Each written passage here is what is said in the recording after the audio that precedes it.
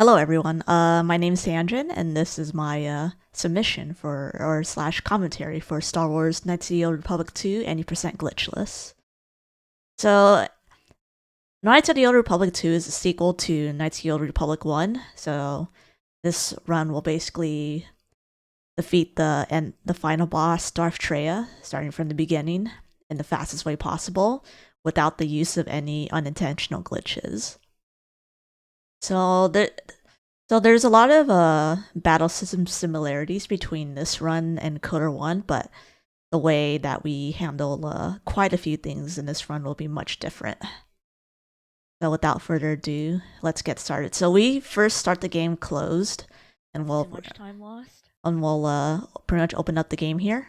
Let me turn the volume down low. So when we create a character here, we choose a female Jedi Guardian. We primarily want to choose a Jedi Guardian because of its good offensive stats. We won't be using much skills in here because Force Persuade pretty much, Affect Mind pretty much handles all of our dialogue needs. So we have the luxury of going a full-on offensive build. So for strength, we get 18 strength. We get 14 dexterity and 14 constitution for survival. And we put 10 in wisdom because the other two choices don't really give us much. Charisma doesn't give us much, and intelligence doesn't give us much in terms of points. So we just put it in wisdom because wisdom gives us slightly more force power, slightly more of a force power pool, which can be useful since we're going to be using force speed a lot. So we literally do not use any skills so we'll put all of our points in treat injury, which is the default. And our feat will be weapon specialization. So we'll pretty much be going for all weapon specialization melee weapons to help us in the early game. So pretty much for this entire, our build is pretty much entirely combat based, since we can afford to do that, and we don't really use we pretty much skip over the necessary needs to use form of persuasion or any use of skills. So the character creation portion is not timed. Time officially starts when we press play after assigning a name. So you can give your character any name you want. In this case I just gave it like whatever the random name this game assigns me, and then time starts when you press play. So KOTOR 2 is a pretty unique run because there's a lot of like movement tech in this game, as well as like a lot of like cool kind of little like non-glitch based tricks that we use to pretty much kind of help our way make our way across the galaxy. As we in this game, the objective is to find the missing Jedi and kind of like round them up. So there's gonna be it's a lot of, some of it's walking, there's plenty of combat too, there's just a lot of like cool movement and menu tech. And of course there's plenty, because since this is glitchless, we can't skip a lot of the cutscenes. So there's gonna be plenty of places for you to offer donations. So for the purposes of this, since this is kind of for this video, I'll probably skip over some of the cutscenes, since and then you all know as such, but that this is just a cutscene we're gonna skip. So without further ado, let's get started. So we pretty much But that's fine. start the game in the prologue section. So we play as a droid named T3. So we pretty much have to do this part of this. You can skip this whole thing, but we actually choose to do part of this tutorial section because we want to get some of the items in here, primarily a security spike and some parts. So we grab some items here. We're gonna have T3 hit this footlocker, which contains all the items we need. How much T3 hits is a little bit RNG. You know, at this point the droid's pretty weak damage wise. It can't take as short as 3 hits, but it can take as long as like 10 hits. So we primarily want the computer spikes because it's kind of hard to find computer spikes around this next big tutorial area, and we want to kind of find a place to we don't want to have to kind of like do a large detour. So this ends up being the fastest slight detour to the place. So after this, we start in the second part of like the big tutorial place. Our character is kind of like bashed out of a KOTOR tank on the Paragus mining facility. If in this prologue, like if you played through it casually, they were kind of like dead on the Evanhawk, but then like somehow they were brought here. So we're gonna unlock. So we're gonna do some story plot stuff here. We're going to loot this corpse for the plasma torch, which is actually one of the most useful items that we can find in the game, because the plasma torch allows us, as you're going to see here, to bash open doors automatically, and the animation for the door opening with the plasma torch is very fast, and it's even faster than the use of a lightsaber. The only place where it's not effective is for force fields, which only lightsabers and Baelder, one of the later characters you can get, can go through, but for the purposes, we break most doors, and we will mostly make use of the plasma torch all throughout the game. So a lot of this is pretty much just running through. You'll notice that this game, like KOTOR 1, is based on Dungeons & Dragons 3rd edition. So there's kind of like a role-based system where like you have like kind of like a character, like if you saw the character creation, it's basically like creating your D&D character. You have a character sheet, you have feats, you have skills that they can use. So a lot of the comments kind of styled around that. Your enemies have stats like that as well. So you'll notice there I picked up, I went to loot a couple of places. So I looted a vibro sword, which we want to make use of later, and we looted some chests and some lockers for some ion grenades, which would be very useful for us because ion grenades deal massive damage to droids. Like they deal they deal around 25 damage on the save, which is basically they take, like if they roll this amount based on the formula, they'll take less damage, but it's a lot more damage than we can deal. So you also notice there I did a quick level up. So for the purposes, most of our level ups will just basically be whenever we can level up. Our stats, thankfully, conveniently, we just need to do recommended level ups, but for the feats, we go two-handed fighting here because it's a very quick menu. And we also learn force speed because force speed increases our movement speed by 50%, and it is very good to go fast with. So for this portion, we're gonna take control of T3, and plot-wise, we contact T3 and we're kind of like, hey, can we meet up with you? Is there a way to escape? So T3, being the good droid, decides to help us out. So T3's gonna go through that door, gonna go through a series of doors here. So all of this entire first planet is just basically like kind of a long introduction to the system, etc. Unfortunately, unlike KOTOR 1, KOTOR 2 kind of had a bit of content cut, so which there was unfinished files for, but was later restored in a couple using a mod called the Sith Lord's Restoration mod. But when we do speedruns of this, we typically do not allow any use of mods here. And so after that, T3 gets zapped by something, we don't know what, but we'll find out later. And then Atton's like, okay, the mining underground's open, you know, after he compliments us a little bit. Since Atton's more kind of like the comic relief pilot, Han Solo-like character. And so now we kind of like make our way down to the mining underground mining facility where they were like kind of mining asteroids for certain metals that they were using and selling.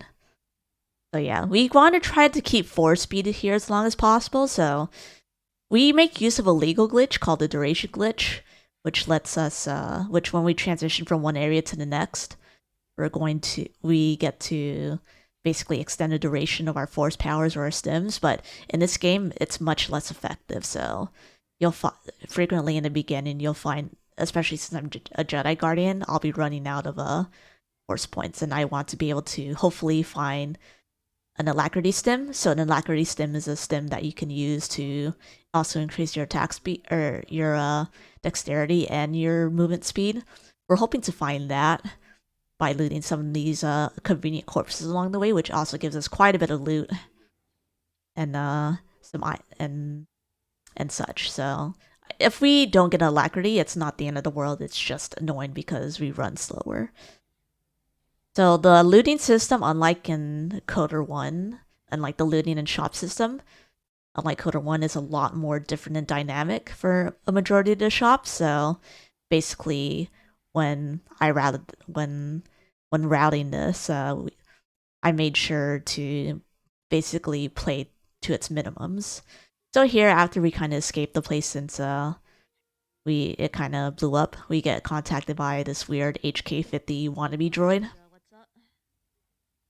So we talked to it for a little bit about the dead guy, but then we pretty much just skip the plot. There's more stuff that comes out to attack us. You're Nan? So not a big deal. We're just going to Look pretty much make our way quickly through this portion as fast as possible since we already know how to play the game. And then here comes one of the pretty infamous sections in this game. So in KOTOR 1, there was the infamous space suit part where we had to walk in our space suits across the Leviathan, and it was incredibly slow, but in here, it's super fast. So you'll see that I got lucky to find an alacrity, and I used force speed, and this is basically the result of having force speed and alacrity. Like, you run ridiculously fast. Like, supersonic speed. So we try to have force speed up by this, but sometimes you don't, which it's not a big deal. Like, you still run much faster compared to KOTOR 1, but definitely not as fast. And so here we kind of see a giant Republic warship called the Harbinger pop up. It's going to be of a pretty big significance later, as you're going to see. So it's just a long cutscene of it landing. So just for commentary purposes, I'll skip this.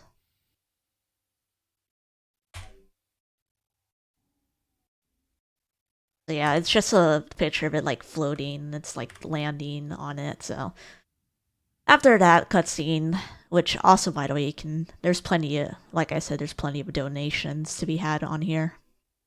After this, we make our way to the dormitories.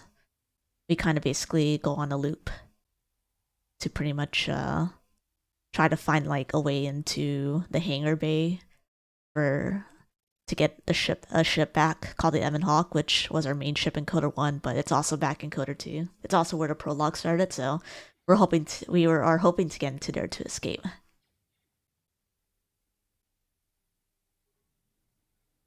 So we're pretty much just making our way through here. We don't really need to kill any enemies because we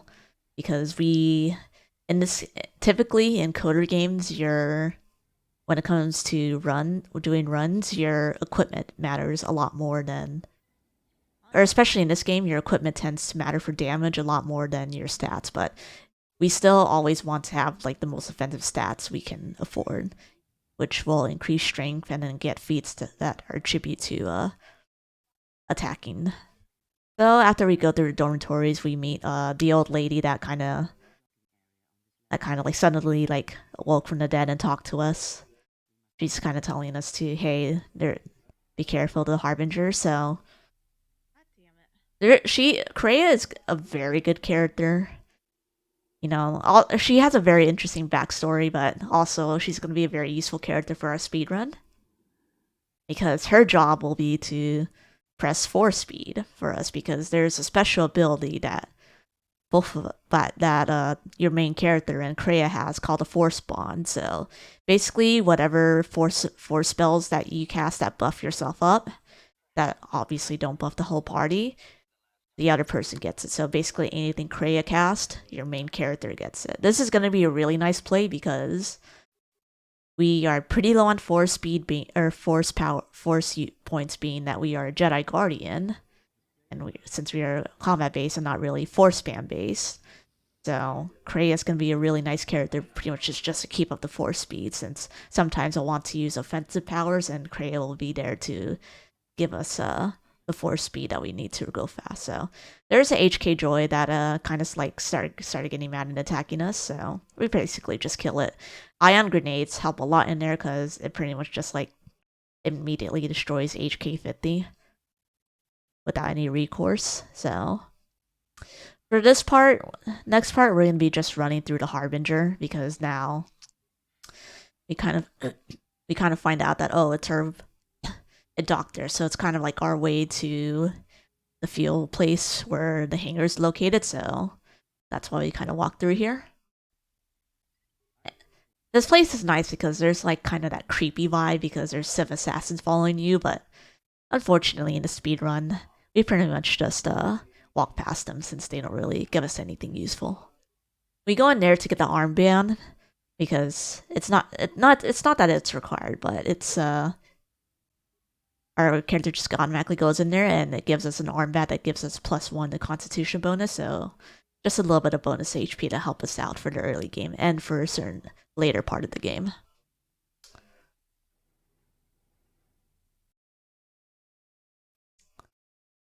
So yeah, there's gonna be a big plot thing here where kind of Atten tells the good old classic Han Solo, "I've got a bad feeling about this," as usual. So and then which kind of process to save the game, but it just turns out that this is just basically a cutscene. So we're gonna see one of the big bad Sith Lords here, Darth Sion, come over and appear. So he looks pretty badass. If plot-wise, he was kind of like hiding in the Paragus, or in the Harbinger, in one of the KOTOR tanks, and he basically just burst out of it and pretty much killed all of the Republic people in there. And so Kreia kind of like tells the crew that she'll kind of stall for time so that they can escape. There's a significance to that later. They've kind of had a history, but we'll talk about that later. So I break that footlocker because it also contains another vibroblade. So sometimes, which I'll explain later, because we do need a minimum of 2 weapons since we'll be using dual wielding weapons pretty much all throughout the game. So this is a little bit more running. We're gonna open the main ion gate control here. And then there's going to be a bit more plot happening where there's a showdown between the old lady and Kreia and Darth Sion here.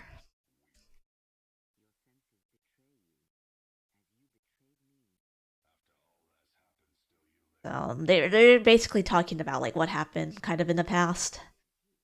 And then you're going to see why the Force spawn is pretty significant here.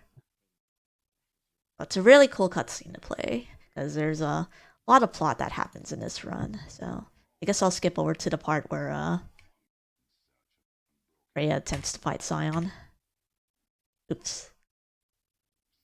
So he kind of like chops her left arm off. Some bad RNG, and then like that's why the Force spawn is significant because your main character basically feels that too. So, but plot-wise, but gameplay-wise, we don't really care. So this is the last part of Paragus. We find T3 kind of abandoned in that place. So for this little puzzle portion, we kind of have to take damage. So we put on an energy shield so that we can absorb the damage from the mining droids as blasters. These average sonic mines deal around 15 damage to you, so you kind of want to make sure that you heal up in between some of these sonic mines because they do hurt and your character can't take that much damage. Yeah, if you didn't fail the save, you only take half damage, which is 7, but if you fail the save, you take 15 damage, which is quite a bit. How's it going? How is glitch? So yeah, we pretty much run through here. Like for the most part, we won't really be killing anything that's not necessary to kill because we pretty much get all the XP that we need. And later on, like once we have items, that heavily makes up for it. So you'll see I level up here, but I kind of hold it because eventually, because we'll be soon be pretty much running up to go through a whole bunch of mines. So in the normal play, you usually like have someone like T3 kind of disarm the mines, but obviously this is a speed run. We don't have time for that, so we basically just tank every single mine. Thankfully, we do have all the med packs we need for it. Commonly, you have more than enough, and you have a level up, which level ups in this game heal your HP to full. So it's very useful. So here I put a point in lightsaber mastery, and then I put a point into affect mine, because there's a couple places where we want to use affect mine. So, and that's why we don't really need to put any points to persuasion. Affect mine pretty much just automatically succeeds it. So here we're breaking the door down. For this part, like here, we generally want alacrity, but sometimes you don't get good drops and you basically have to run through here alone, but it's generally not a big deal. It's just you're just run slower. So this is what some runners say that is the worst part, since Paragus is just generally like a really boring planet.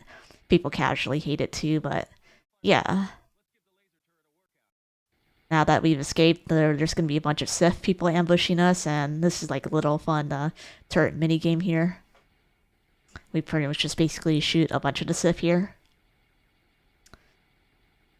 So if there's any that kind of like don't get to escape, or like kind of like you just kind of let through, like later on, like you'll have to like kill the remaining Sith in the Ebon Hawk before you leave, but generally it's really easy just to kill all the Sith, since basically it's just one hit and they're dead. So this mini game has like a little bit of variable time. Sometimes it can take a long while for all of them to spawn. Sometimes it can take like really quick for them to spawn.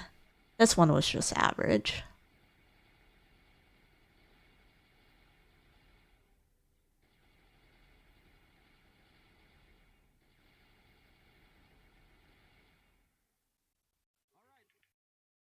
So Kreia kind of somehow comes along the ship without a hand, and then Atten's like, yo, what happened? And then so there's another cutscene where another movie that plays where Atten kind of navigates the Ebon Hawkaway, which I should note, we turn off movies for the speedrun because we don't really want to watch movies. Loading them is kind of a waste, and we allow them to be disabled in games. So generally, before you start speedrunning the KOTOR games, you'll disable movies. So we do a really long conversation here with Kreia, not because of plot, but because we want to get alignment points of her. Unlike KOTOR 1, alignment points don't matter in the way that you think. So like, for example, in the KOTOR 1 glitchless speedrun, it's very important that you stay on the light side, but however, for KOTOR 2, it's not as important. What is more important in KOTOR 2 is the fact that you need to get alignment points in order for a certain character to spawn. So alignment points can be either dark side or light side. So in this game, for when it comes to alignment, we pretty much just choose whatever is A, the fastest option, and B, gets us the most points. So that long conversation with Kreia just gave us around 5 alignment points.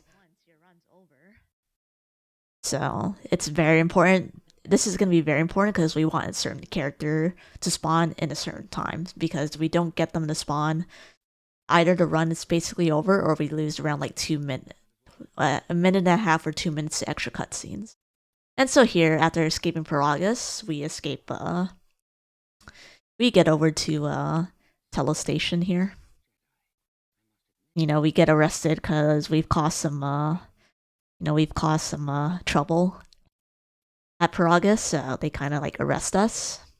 And then they put us in these temporary holding cells, and then this person comes out and attempts to assassinate us, but, of course, probably bit off quite a bit more than he could chew, so they kind of find out, and then they're like, okay, well, just put you under house arrest. So we pretty much just played through a bunch of these cutscenes for a little while here. So during this house arrest, we're going to get called twice. But since we don't really care about the calls, by the way, the calls are just basically the Thorians and Zerka wanting to talk to us, we just basically kind of skip them. So, and for as plot wise for Telos Station, you generally like choose to either get help from Zerka, which is like a kind of like a corporation, and then the Thorians, which is basically kind of like a group of Thorians who kind of like care about the environment and such. We choose help from the Thorians because there's less combat portions where we don't get assisted, and just generally going through the quest is much faster and much more convenient for us. So this Thorian here comes to talk to us. We just mash through it. They want our help. So since Thorian is much faster, we just basically say yes to helping them. So we're gonna grab like each of the terminal teleporters because we'll be making a pretty good use of them. It teleports you to the different sectors on the Citadel station. So I'm gonna leave MC there because I'm gonna make use of a solo mode, which is an option where you can kind of like separate your party. So unlike in KOTOR 1, when you kind of transition between areas, you need your party members to be close to you, but for whatever reason in KOTOR 2, they kind of skipped over that completely, so that's why we so when we transition between areas, nobody needs to be close to each other, and we'll be making very good use of that. So we go here to do some pretty important shopping, but we gotta grab our items first. So there's a cutscene where they bully people, but we pretty much just skip over them because it's just free light side points, which is nice. We grab another terminal on the way.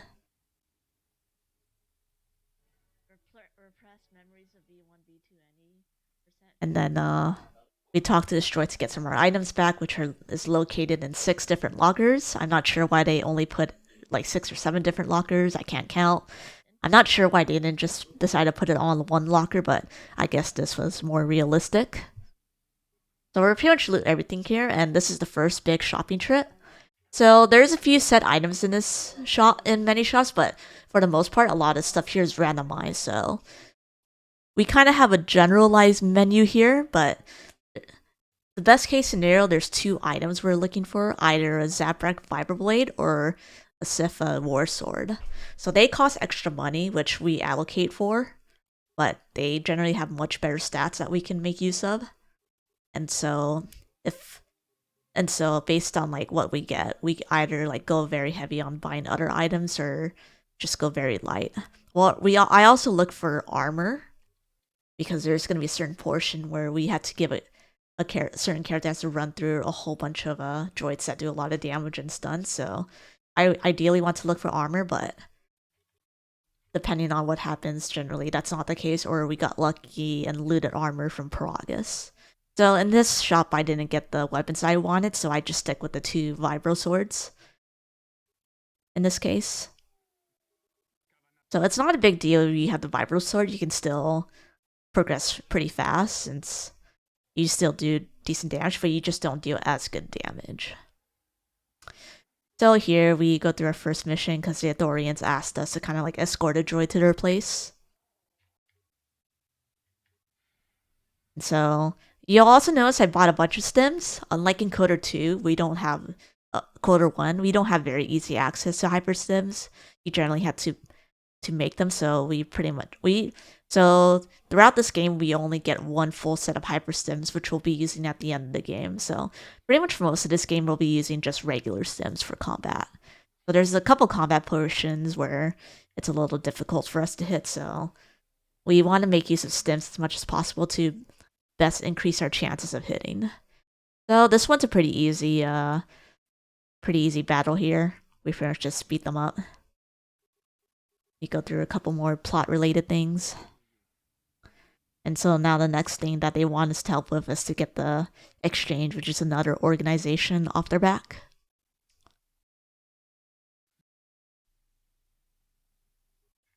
So yeah, a lot of Telos Station is also like kind of running around, just getting errands done like as efficiently as possible. So the way we do this part is we get talk to Luxa.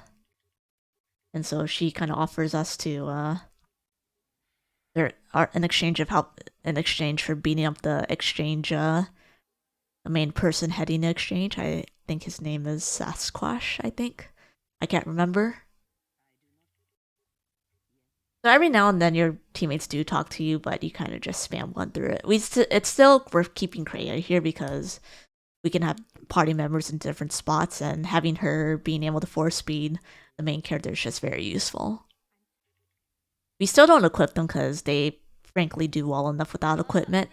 Your main character is going to be the one pretty much dealing the most damage. Even though like there's some, unlike in KOTOR 1 where you generally just don't want party members with you, it's not a big deal if you have party members with you, but you still generally don't want them with you because they're going to die, and your characters who are dead, who are down, they can't you can't transition between areas if a character is down.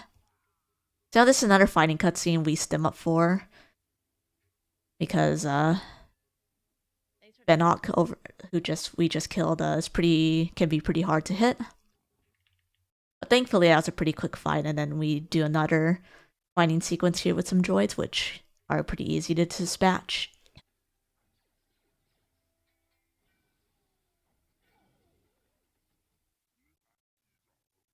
Will I get a lightsaber in this run? Yes. We do core bond. So we kind of decide mash one here, which we help out the exchange here and kill Luxa. Luxa and her Gamorrean crew are still pretty easy to kill. Yeah, he made the cactus. We do some intentional looting here because there's a few drops here that are guaranteed, such as Luxa's Negotiator and then Benok's Blaster, which both of them together sell for about 1.1k credits. Yeah, this is We're pretty much throughout this game quite a bit tight on credits because glitched. there's a couple of very good items we want to buy. And in general, like, we will need them for the end game. So for pretty much in this game, for the most part, we're a little tight on credits, and the credits, there are some opportunities to get extra credits, but in general, you kind of want to basically not spend, not overspend. So we do more plot stuff here after killing Luxa. And for this next part, we kind of have to retrieve a droid and use it as kind of like their spy because we want to kind of like hack some information here. Early game, but So this is, do for the early game. so we're going to be using, so the fastest way is to, we're going to talk to this merchant who has the credentials. We're pretty much going to go threaten them So unfortunately, I can't. since it's the fastest way, and we don't really want to spend a lot of money for the credentials. I think it's around 2,000 credits if you wanted the credentials, which we definitely can't afford. And so after that, we kind of go back to Zerga offices now that we have the credentials, and then we kind of bring that droid over.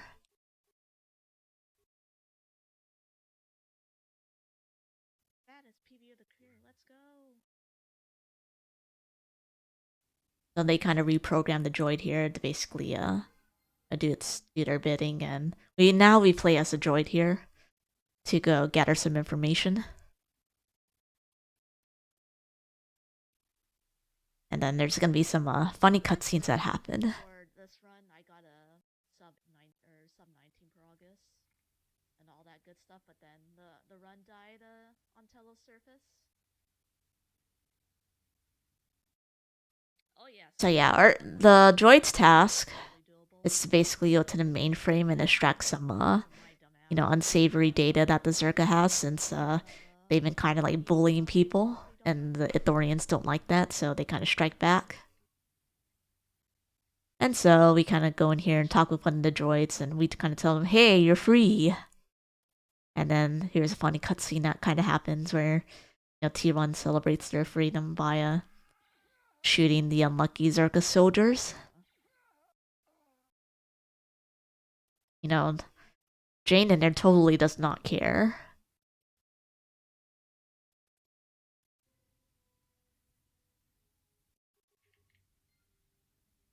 Until after that, we pretty much just make our way back to the Dorians, and then that's pretty much the last task that we have before we enter the Telos surface.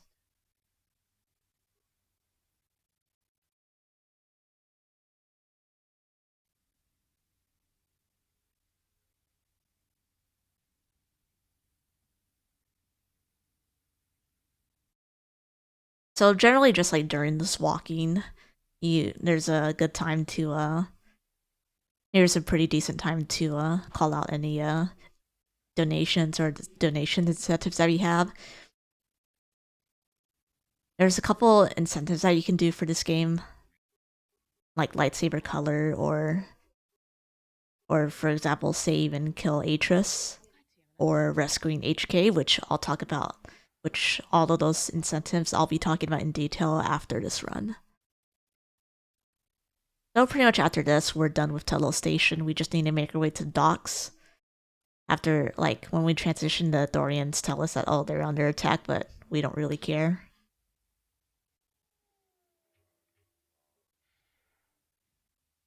So you had to unlock this terminal twice because we didn't go back to that terminal after teleporting over to the droid, so that's why we had to go into that console twice.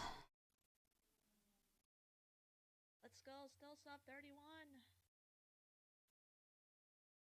And so we kind of board the shuttle, and then we end up crashing somewhere on the surface, and then we kind of see a familiar face here. So this is Bail Dur. He's a Zabrak who served with the Exile, also known as MC, during the Mandalorian Wars. We like to call him the ASMR King, because his voice basically just screams ASMR. So basically, he was ASMR in the past. Unfortunately, so he's the character that I talked about who has the ability to destroy force fields without a lightsaber, and this is actually going to come into play in one of the next sections here, which is also the most RNG heavy section. So for this part, we again basically run through this place since we don't need to kill anything. We can skip these guys, and we're pretty much just rely on Kreia to pretty much maintaining our force speed. So force speed, I believe, lasts about 20 seconds. And duration glitch doesn't add very much, so for the most part, like every 20 seconds or so, we will be swapping quickly over to Kreia and refreshing force speed on our main character. So this is the minefield that you generally like disarm it, but we just run over it because it's just low level mines. So coming up is a difficult fight. This isn't the fight that is the difficult one, since this one you can easily skip. There's this cutscene where it's Twilight is, hey, we can get a bounty here, but we just basically ignore them, since killing them isn't mandatory. But this next one is, so it's a place full of mercenaries. So this fight can't really troll you, or it can't really kill you, but it can be, you can't really die, but you do lose a lot of time because you kind of, if you see like those little auras that they have, that indicates that they have a shield on. So which means we can't really deal damage to them until we take care of their shields. So we try to make use of our ion grenades here to kind of like kill their shields. Sometimes you can pretty much just get trolled still. So basically, just if you get a bad fight, you pretty much have to just whittle down their shields. It can be slow. So if you see like there's no damage there, even though I hit twice, even though there's 2 different hits, that means the damage that you did was basically absorbed by the shield. But after their shields are down, it's pretty simple to kill them. And then we have to take care of one more set of mercenaries and turrets. So we basically just put Kreia and Bail Dur into a corner, and we let MC take care of it. So yeah, like I also hold my level up here as a form of healing because in this portion your HP tends to be low.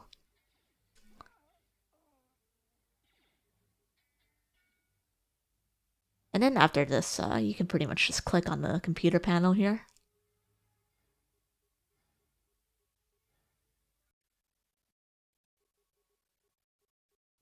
And so this will unlock the ability to enter the military base, which I affectionately call the RNG base. It's probably one of the most RNG heavy places, just because many of the droids there unfortunately like to stun you.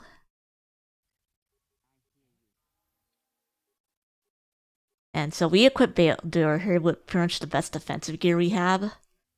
including and also as well as the plasma torch because it allows us to kind of skip animations, any slow breaking animations here. We kind of give a Baelder survivability and dodging so that he has the best chance to not take damage.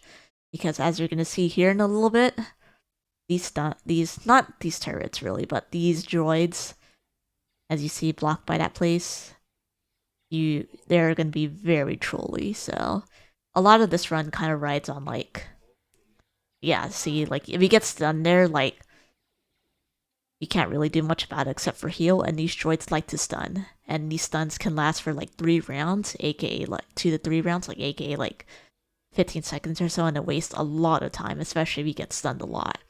So that's why, like, very preferably, I like to look for armor for Baelder, that he doesn't get hit by this as much. Because Baelder's armor is generally like really bad since he's more of like a support tech character at this point. So yeah, this really wasn't the best start to military base, but I pretty much still decided to roll along with it.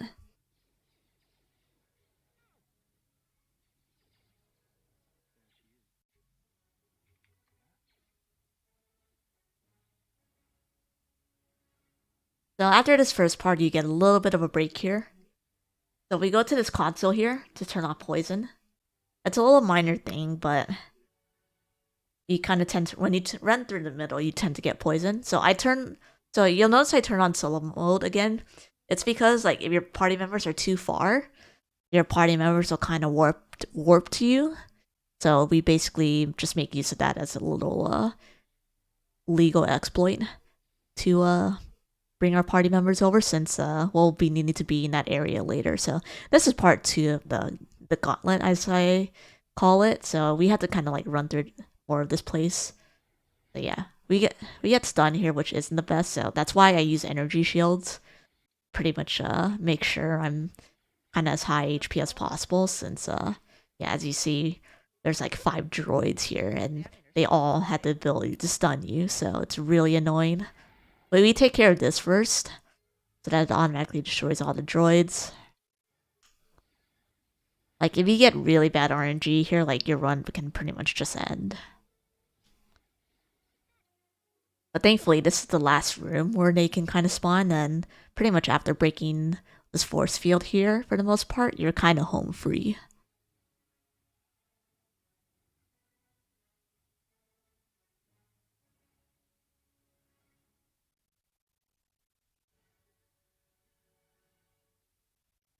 So yeah, well, actually, I should say you're not really home free because you have to run through this part again with Kreia.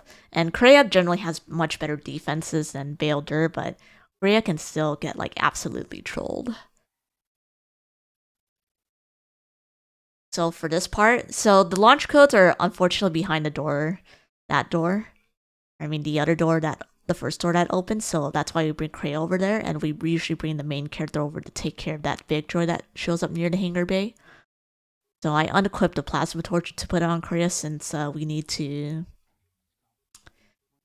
break some stuff. So thankfully Kreia has force speed too, which makes it a little bit better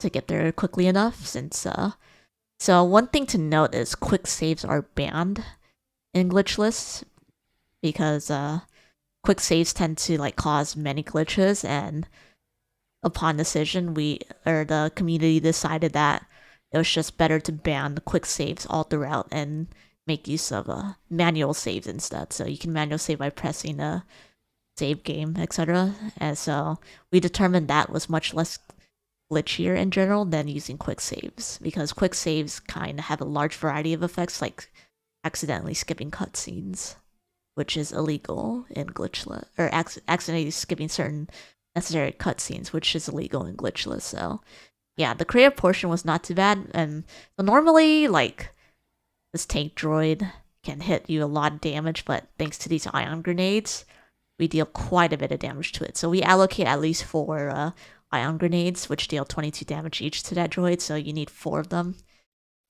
I think the droid has around 80 HP at this level to kill it. So yeah, that So yeah, generally for whatever reason, I think the military base is not very well scaled to your characters because, especially because of the stuns. So I think in casual play, like people might have found it to be like a little difficult.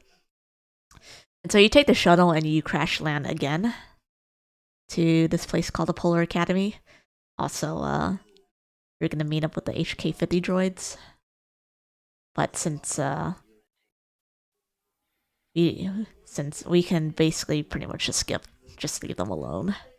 So normally, like if I were doing an incentive to revive HK-47 back, since you can recruit them as a party member if you get the HK parts, you would have to kill them. So it's only a bit of a minor detour, but yeah. Once you run over to the entrance, this cutscene plays where they kind of rescue Bailder. And then you're going to be meeting one of the other major characters in this game, even though you don't see them for very much, named Atris. So this is Atris' helpers called the Handmaidens, and they kind of like arrest us again.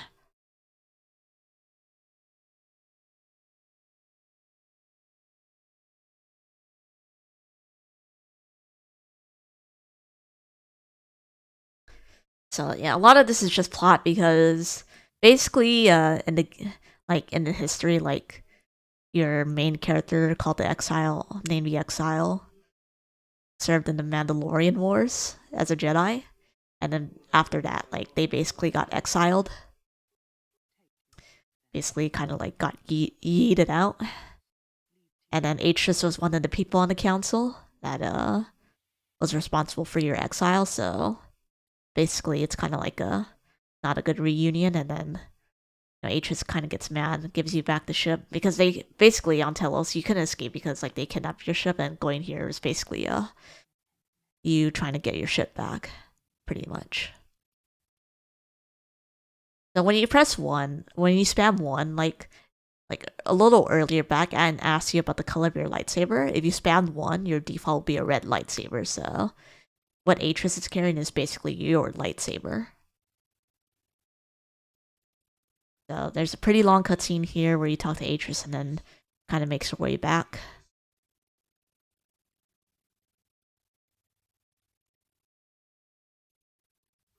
And then after that, you can pretty much just go grab your party members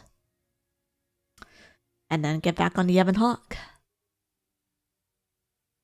So yeah, pretty much a lot of our dialogue tends to be like kind of trying to easily gain as much alignment as possible because we need a total of 50 alignment chips for a character named Visas to spawn, and I want her to specifically spawn just before just before a certain portion during Narshada, which is one of the planets we visit. So this route has been carefully crafted to make use of that as much as possible. So we do more level ups here since to get Force Deflect, which is a useful defensive ability, and also we don't get anything useful offensively for a while. And then so we kind of make our way back to the Ebon Hawk here, and then there's gonna be some more plot that plays.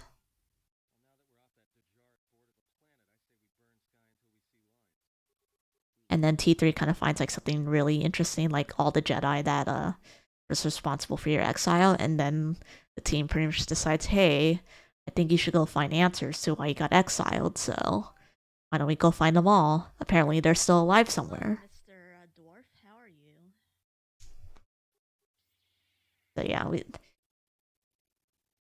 speedrun wise, we just pretty much just mash one through here since this is just a flashback.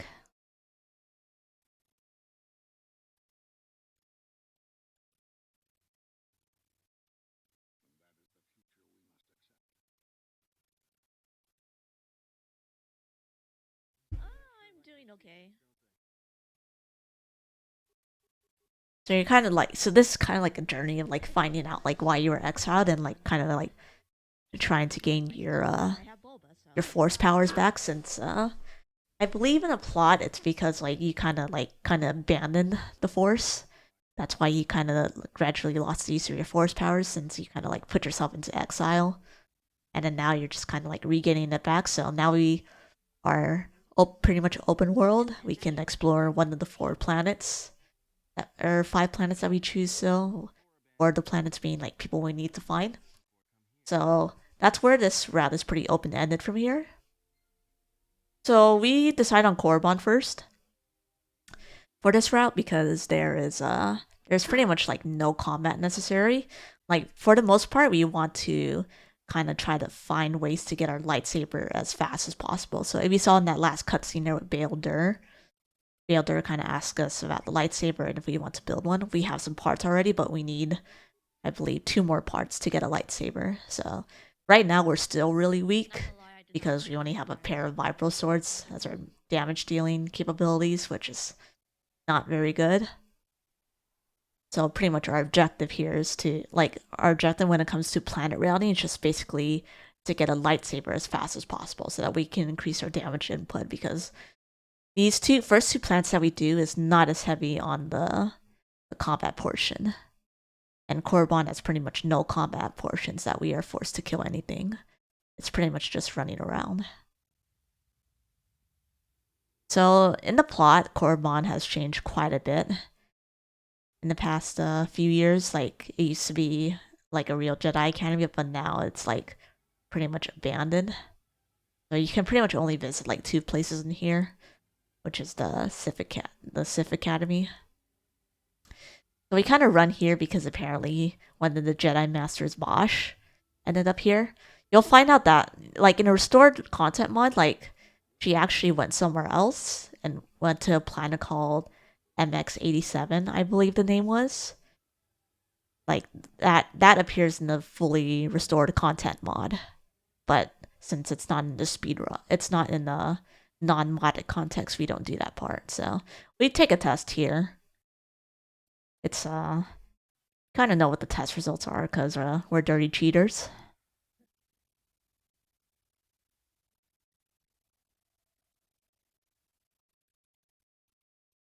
And so yeah, this core mod is just basically, unfortunately, like a lot of walking around and then finding out what happened. Like, unfortunately, in the for Vosh, like in the non-restored content mod, we kind of find her dead on Korriban. So here we pretty much just spam to make sure we open the doors. So yeah, we find her corpse there. In the restoration content mod, she'd be somewhere else, but we just open the door here. Fun fact: if you're on the light, and then like we encounter that person that cut off Kriya's hand, Darth Sion, in this place. He kind of like basically taunts us to attack him. So like when you attack him, you kind of find out that he regenerates HP. Basically, he's kind of like quote unquote immortal. Like he can't die, but we can basically skip having to beat him up since we kind of can't beat him up by like running away. But if you were to like attack him, like in a casual speed run, like you'd hit him a few times to 0 to 1 HP a couple times, he regenerates, and then Kriya kind of like kicks you out. But that's basically it for Korriban.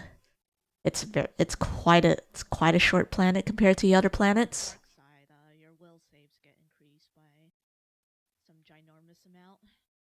But if you're neutral, nothing happens to you. And that also lobs us a very easy lightsaber part. So that's why we kind of choose to do this planet first, since there's not much happening. And so our second planet is Dantooine here. Dantooine also doesn't have as many major combat points, and there is some combat that we have to do, but most of the combat is quite easy and doable with our vibroblades, and it gives us the last part that we need to make our lightsaber. And there's also a couple of useful items that we can buy.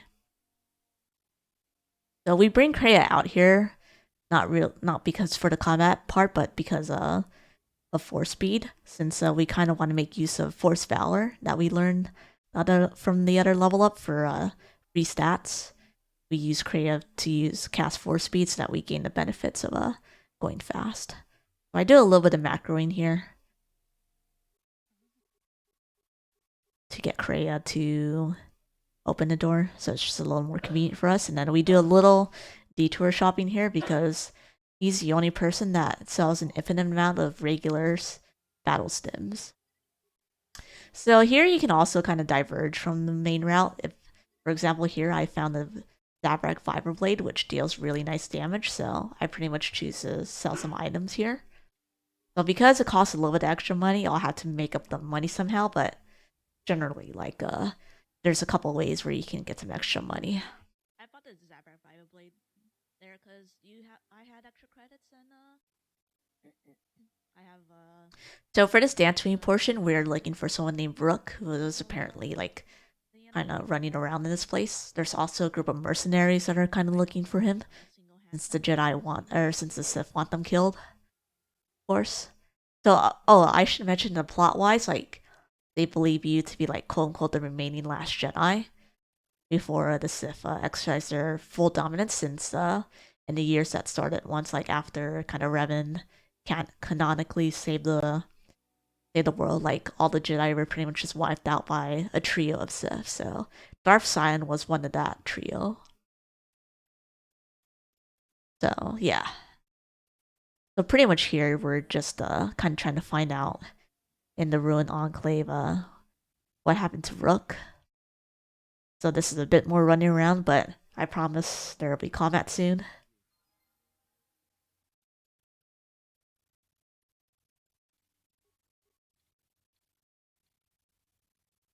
my throat doesn't sound good. So we generally want to leave Kree at the entrance because in this place there's a lot of like monsters around here that kind of deal quite a bit of damage. So we leave Kree at the beginning to keep her safe, and then we just have the main character kind of run around and try to get to the other end.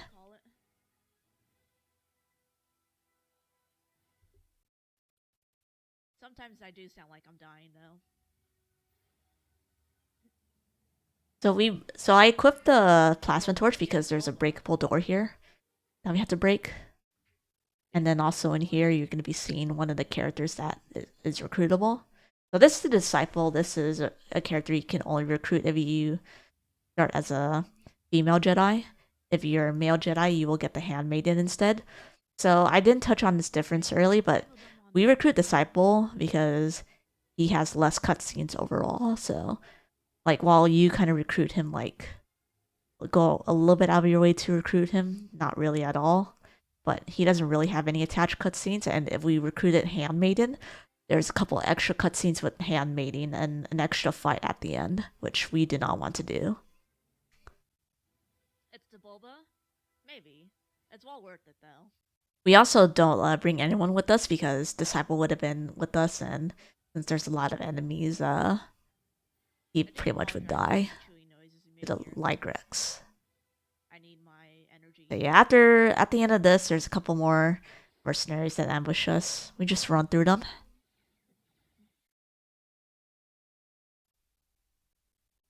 The KOTOR 2 actually introduced you'll be seeing use of it later, but there's gonna be some introduced like something called lightsaber forms. So in Star Wars canon, there's a couple of lightsaber forms that kind of like reflect the style of a Jedi.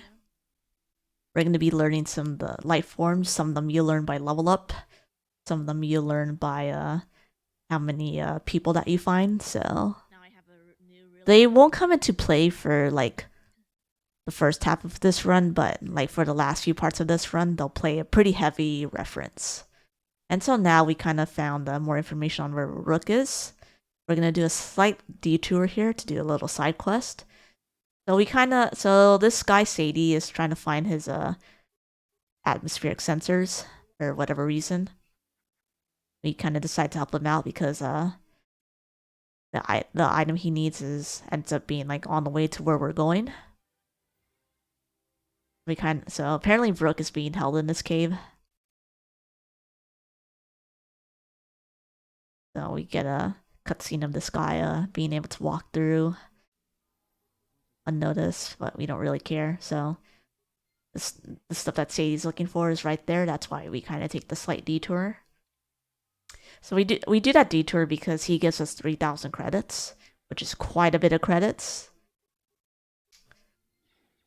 And so Brooke is kind of basically got a lot of mercenaries in the way, so we pretty much decide to beat them all. So this is probably like the only major battle. This is the only major battle that we do. before we get our lightsaber. So it's not as ideal if you only have 2 vibroblades, but it's still very doable. Because these mercenaries only have around like 20 to 25 HP at the most.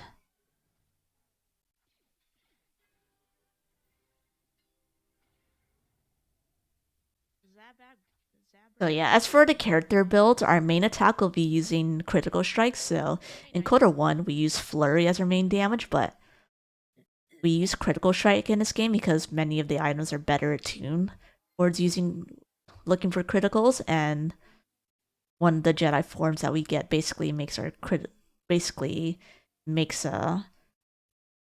hits, or basically gives us an extra attack, which gives us more attack at critical hits, and critical hits in this game can deal some massive damage with the right equipment.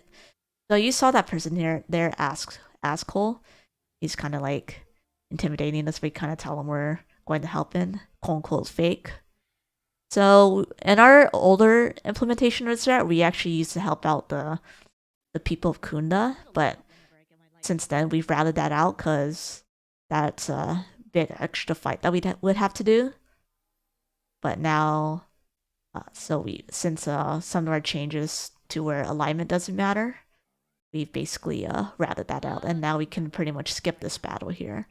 So if you went light side here in this choice, you would have to basically kill Askel and a bunch of people. And since you can't really do a lot of damage to these people, but basically Rook kind of carries you, but now we've routed that out. Since we don't need light side points, we can basically just skip that fight and tell Askel that he can go on.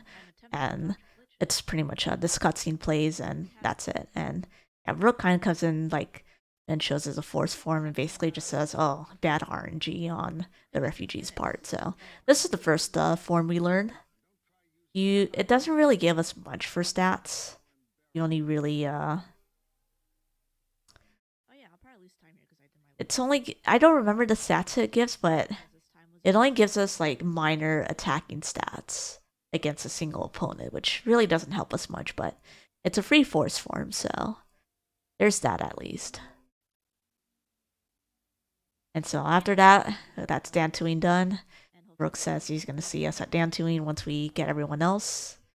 And then we get cutscenes that player. So we want to reduce the amount of times we enter the Evanhawk, because every time we enter the Evanhawk, we kind of get one of these cutscenes that plays. Obviously, we don't really care for cutscenes, they're a waste of time. So our next stop here is Duxon, because as I mentioned before, the planet order is pretty open, but we kind of want to do Duxon third and Honoron 1 first. There's an Honoron 1 and 2, which we'll all get to later, because we want to complete a certain quest that will allow us to unlock a guaranteed chance of like really good items later on that we'll find at Narshada. So that's why we do Duxon and Honoron 1. And Narshada just generally has a ton of combat, so it's better to try to delay it until we have more we have a better equipped Jedi. And Honoron 2, we have to pretty much do that aside from Narshada like the very last, because we generally like plot wise have to wait for someone to call us up. So I do a reset here because around this time, or around kind of like a little more than halfway through this, like the games like tend to be a little bit very weird when it comes to like memory management. So you tend to crash like if you don't reset here. So that's why I personally reset here for safety, or reset my game rather.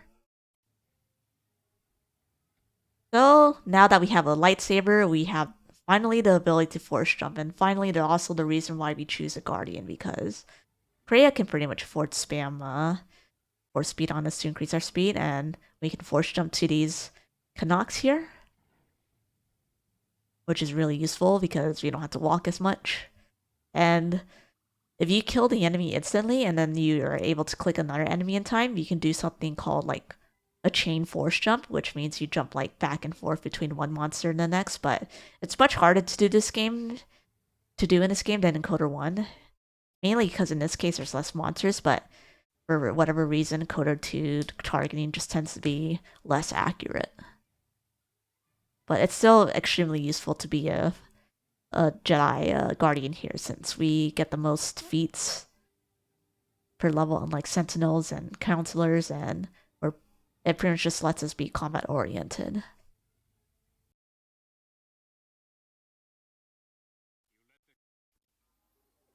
Yeah, that's what happens when you rush games. Pretty bad RNG. But yeah, we pretty much just leave. We bring T3 with us because he's gonna be needed for to do some of the repairs on one of this portion later. That's pretty much like one of the few skills that get used in any percent.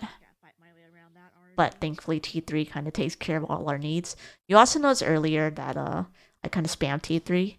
T3 like gives us up to 9 free spikes. We're gonna be making use of it here. So basically, we talked to Mandalore here, which if you recognize his voice, he might be a very familiar character, but I'll let you all decide on that. So basically, here we kind of we gotta do a couple of these tasks to kind of gain Mandalore's trust. So we kind of just do whatever's like the fastest task. So that is like helping and to get the connector parts for the other fellow Mandalorians, and then that includes pretty much just fetching parts. So here we're gonna do like a little bit of macroing here, or attempt to, because there's stuff that we have to there's things that we have to do on different sides. So we take the main character to this side, which is more combat oriented, and then we take Kreia to the other side where there's not as much combat. So you'll see there I looted some pulse converters.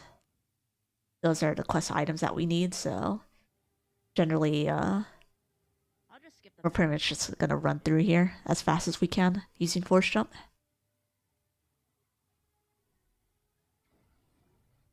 So we gonna kill these Canucks here.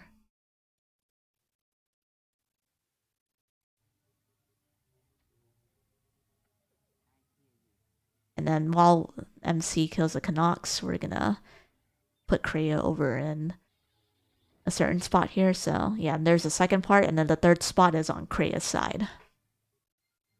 So that's why Kreia gets to go to that side. And thankfully she doesn't have a weapon, but thankfully she has grenades. So this is one of the little tougher fights. That's why we basically kind of stemmed up for that fight, since that fight can be tough. But while the main character fights the Zakeg, we pretty much just use that time to do a little macroing and bring Kreia over to the spot where we need. So there's a Canuck here. Sometimes there's multiple, but we know that there's a Canuck because the ones that drop the pulse converters tend to have pretty low HP. So since a frag grenade deal quite a bit of their HP, we basically just use 2 frag grenades and maybe a punch and basically dead. And that's basically this portion done. So I also looted that Zakeg here because it completes another quest. And we turn on the detonators here because it'll open a stash place, but we don't actually need to loot it. We just needed to destroy it for Mandalore and his crew to have access to it. So now we can just turn in the quest here. And then it basically gives us enough quote-unquote prestige for Mandalore to take us to Onderon. So here we do another level up. We normally try to want to take abilities that aren't above 4 speed, but in this case, Force Aura was the only really good one, and there's gonna be a later ability that makes use of it. So after we convince Mandalore to help us out to get to Onderon, there's gonna be Kreia kind of like gives her interlude to them, and then there's gonna be like a super secret Sith attack that happened. There's a bunch of Sith assassins, so the mechanics of this is a little weird because we think that all the enemies need to be killed, but it turns out you can kind of skip this first set, and then there's gonna be 2 sets here that appear, and we save some frag grenades because we're gonna round them all together. and then pretty much try to damage all of them at the same time as much as possible. Well, we usually just leave the main character in here because she can survive with quite a bit of hits, so yeah, as you see, like, that chunked them out quite a bit, so they're all able to die pretty easily. And then now it's just taking care of the rest of them. This is just a little weird because there's certain Sith assassins that have tons of HP, but then there's plenty of those that have like very low amounts. Generally, we can leave the ones with very high amounts of HP alive, but we want to kill the ones with low HP. So as you saw there, that Sith assassin had kind of low HP, and that one did too. So, but for there's still like some weird cases where like it can end early. That was immediate. So in this case, that's when this one ended early. And so now we're on Onderon. Alright, I'll take the huge gold.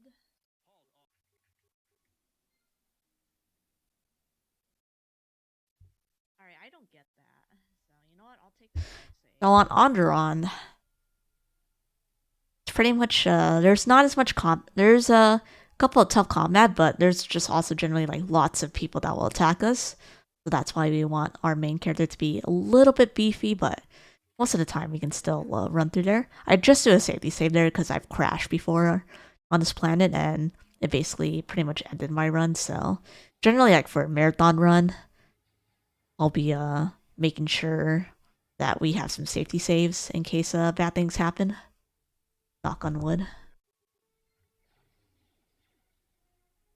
So yeah, we pretty much just run around, trigger a couple cutscenes. We kind of have to like chase people around because apparently Mandalore's friend was imprisoned Rip Mandalore. for some reason, and it's our job to free him.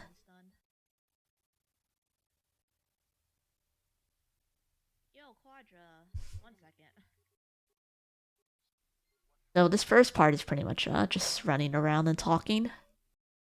But we also do this planet because there's an opportunity for us to gain a lot of money 5 months of as well as alignment points. So I actually use Kreia to go here because if I went through here with the main character, it actually triggers an extra kind of dream-like cutscene, and we don't want that to trigger. So that's why we run through with anyone that's not the main character, generally Kreia, because she has 4 speed on herself. For the most part, you and Kreia, or your main character and Kreia, will be the only Jedi until Isis enters the fray. And so now a lot of this is just kind of running around and talking to people, finding out what happened. So you're kind of like playing the role of a crime scene investigator. Force jump here, kind of examine the droid for any evidence.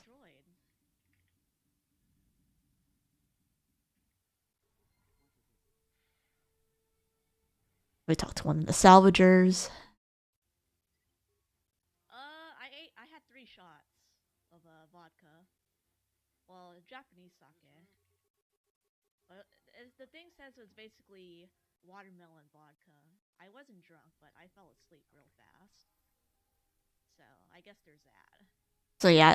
So yeah, you can actually like do an additional sell menu here for 1,000 more credits than usual because you get a pretty nice Mandalorian weapon that sells for 4.4k, but yeah, but at that particular shop it sells for 5.4k, so 1,000 credits more. But I knew that my money route was good, so I pretty much skipped that. But it's not a big deal if you have to do an extra sell menu to get there. It's basically like to do these 3 plans, we're kind of just rounding up as much money as we can.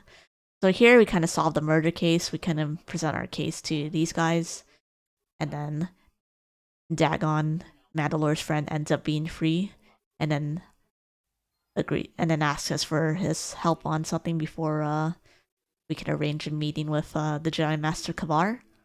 So here's a pretty nice level up because we get Night Speed and Master Two-Handed Fighting. So Master Two-Handed Fighting helps us offset any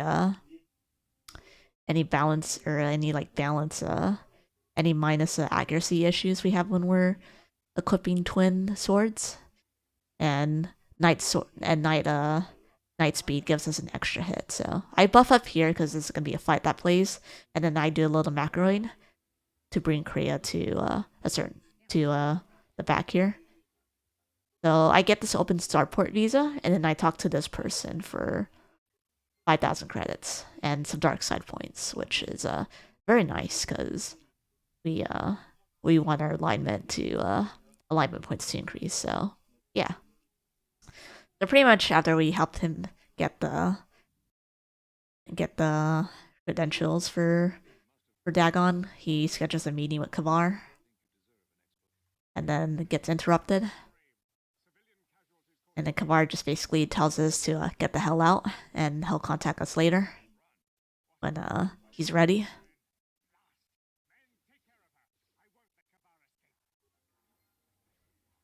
Oh, see you suckers later.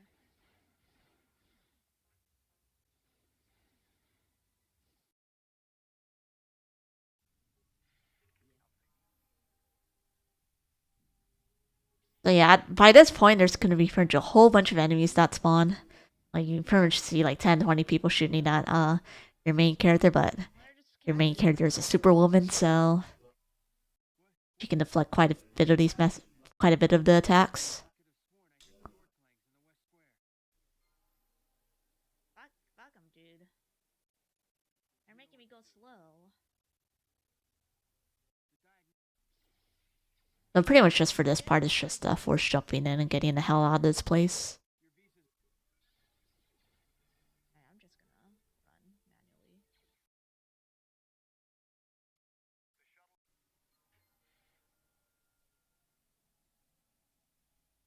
And then so we're gonna do our second kind of big shopping menu here in a little bit, because we need to buy our advanced med packs now that we can afford them, and we also need to buy a couple of stims because we use quite a few stims in our adventure here because there's only one big place that sold them on the Tillo station, and now this is kind of like our secondary shopping trip. And there's gonna be a very important item here. No. Revan. So VII for that fancy term. So we're gonna go to him. We're gonna sell some of our big ticket. We're gonna buy a hyper adrenal. We're gonna buy some hyper battle stims, the hyper strength, the only set that we have, and then I'm going to actually buy around 8 mines. So these mines are gonna be incredibly useful for us because we are gonna go through some fights with some horribly underleveled characters. And basically, the only way to easily and quickly damage them is with, you guessed it, frag mines. Yeah, the MC is called the Exile. And so that's Onderon and Ducks in 1 done. They pretty much have said they'll be contacting us later, which is usually like after 1 planet. Hey, shut the fuck up, disciple. I did not ask. And so we go to Nar Shaddaa next. Did you know Revan in KOTOR 1? So we try to delay Nar Shaddaa because there's going to be a lot of combat segments, and then there's going to be an infamous section where we don't have access to our main character, which generally is like really bad because most of our other main, we've been pretty much focusing on our main character combat wise for the most part. So that's why we want Vices to spawn like at a certain time on this planet. So she's gonna be spawning around like the middle of this, just before we do the big loan segment, so that we have access to, so that we can get another Jedi that can basically make use of full weapons. So there's gonna be a lot of stuff here. There's a bunch of thugs that threaten us, but we kind of just let them attack us because they're free force jump fodder. There's also this guy here who claims he used to own the Yevon Hawk. We just spam 1 here for free light side points. So generally by this time, we're pretty much cutting it close for alignment points. But thankfully there's a couple more opportunities here. One that you'll see will be really nice to gain some force points. The organizers do love Octopath, so don't hesitate on submitting Caldera and other stuff. So for the store, so after going through the store, we kind of help this guy. You technically don't have to help this guy, but I just do it for safety. 10 p.m. Pacific. Like in case I forgot an alignment point somewhere or something. It might work out for you. You also get like an extra lightsaber upgrade, which is useful. You asked to help this person because so basically what we need to do on this planet is to gain the attention of the exchange so that we can trigger a whole bunch of like cutscenes where we find a Jedi around here. And so the fastest way is to pretty much kind of cause a ruckus. So one of the ways we cause a ruckus is by helping that refugee. The other is to kind of threaten this and kill this person so that we can piss off the exchange. You're gonna see here I buff up and then I use my stims here because we're gonna be doing like one kind of big fight. Here's Sakesh. Now we kind of try to persuade them to let one of their slaves go, and then when they say no, we basically just beat them up. So we pretty much just use MC to beat them up, and we're done here. So we go. So that also kind of gains like infamy points. The other way we'll be gaining it is through this little side quest here, where we kind of talk to this guy. This guy also has some useful items that we buy, but we also use him to kind of like gain infamy with the exchange. So Gita here is so that's why we kind of like left Narshada for last, because Gita is has some really useful items, but not until like we do the other planets. So first off, we buy from this guy the Nextor crystal, which makes critical hits more likely. So it kind of broadens the range of rolls that we need, attack damage rolls that we need. So once we complete this quest, now we're able to sell everything, and Gita sells some really nice items, including a certain lightsaber crystal called the Opelia crystal, which makes our critical hits hurt a lot more. So that's why we went to go buy that. We went to buy a strength implant, which increases our strength. And then we bought a group of some robes, which will help us with tankiness for the first few parts of this game, for the next planet. So yeah, this is so we go in here. We have to play through that cutscene because we want to talk to this little guy here. So that's why. So this is the last big use of credit usage. That's why we need to be 2,000 credits here, because you only have one opportunity to talk to him for whatever reason, and you want to kind of pay him money so that so that he can tell the exchange, oh, this person is someone you want to kind of get in contact with. So you'll also notice when we get back here soon that we kind of pissed off a group of people because we kind of hijacked one of their landing bays. So in the moment there, you'll be seeing that coming into play, and then that's when Vices will spawn. So there's a couple more cutscenes here introducing Myra and Hanhar. Yeah, I think so Myra's one of the bounty hunters, as well as Hanhar. Hanhar is a Wookiee.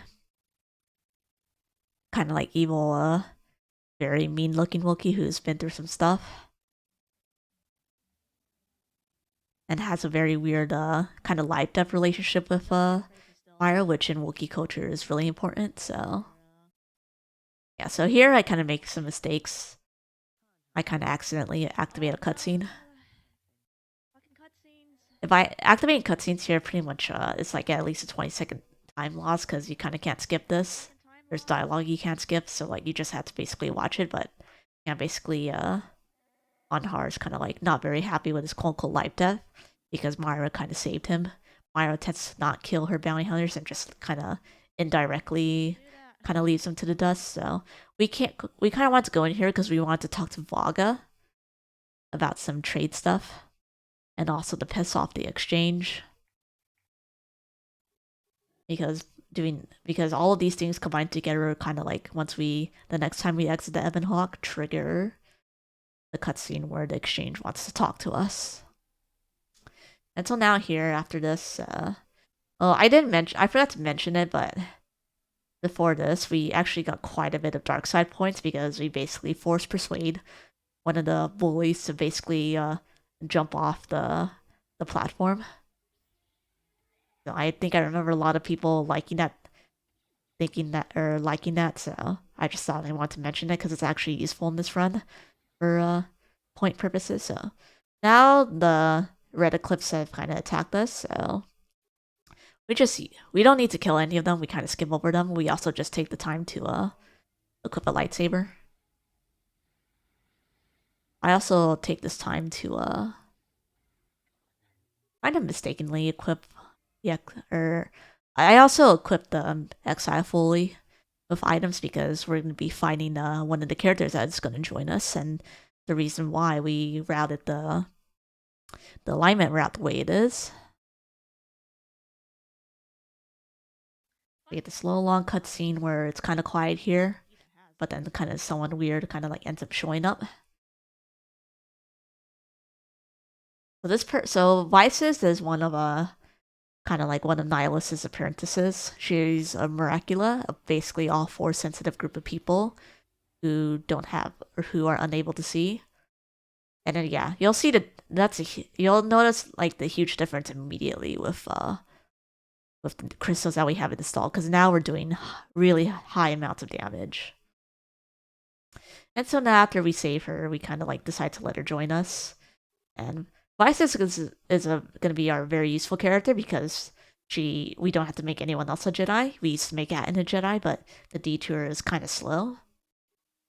And she has access to stealth, which, yeah, this is the only category where we make one of the glitchless categories are the only categories that will actually make use of stealth, because in KOTOR 1, stealth was generally like seen as very slow because stealth kind of makes you much slower, but there's a feat in this game called Stealth Run, which makes you able to run while stealthed, and it also takes into effect stuff like force speed, so Vices is going to be a very good character for the segments where we don't have our main character controlled. And so now that we've done everything right, we kind of triggered a cutscene where they want to talk to us, so the MC decides to go alone to the docks.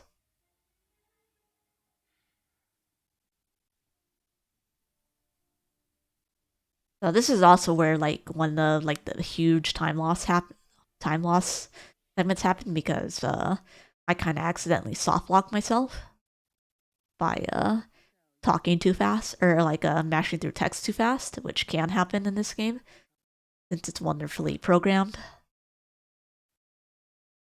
So you're gonna see here why cheese is very nice, because typically this fight Adam's really low level and can't take care of this, but thanks to our best friends, the frag mines, we're just gonna put like 4 on here and then watch the magic happen.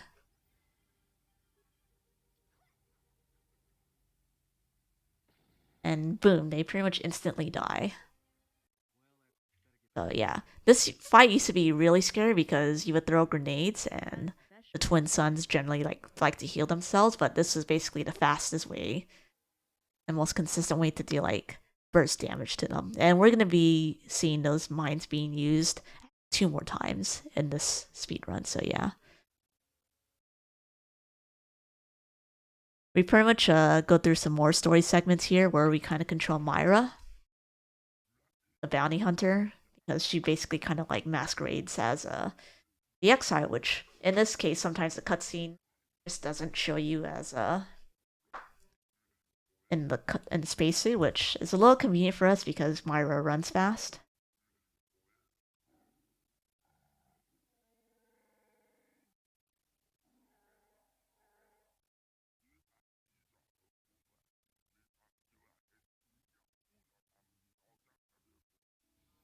Yeah, this is just basically like a lot of plot stuff. A little bit after into this run, I'm going to crash, but then I'm just going to skip through that part since generally that's not supposed to happen. I'll be very careful to not make it happen. But there's just general places where you do not want to mash, and I find out through experience that this next cutscene after this is one of them. Yeah, basically, Mara kind of tells the exile that, oh, this is definitely a trap and you're kind of risking your lives because there's someone named Goto hunting the exile and has a team of like bounty hunters. And you'll see here that, yeah, I kind of soft lock. So I kind of have to like load a save, and then the game ends up crashing again, as you're going to see.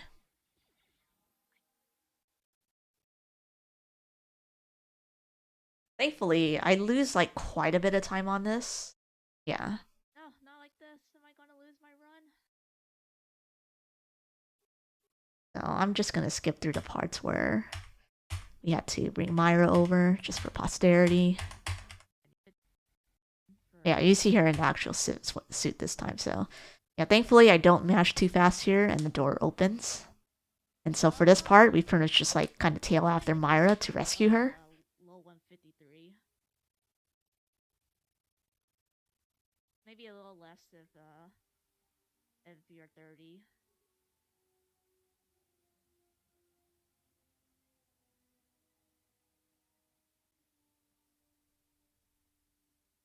Yeah, this is basically kind of like retracing your steps.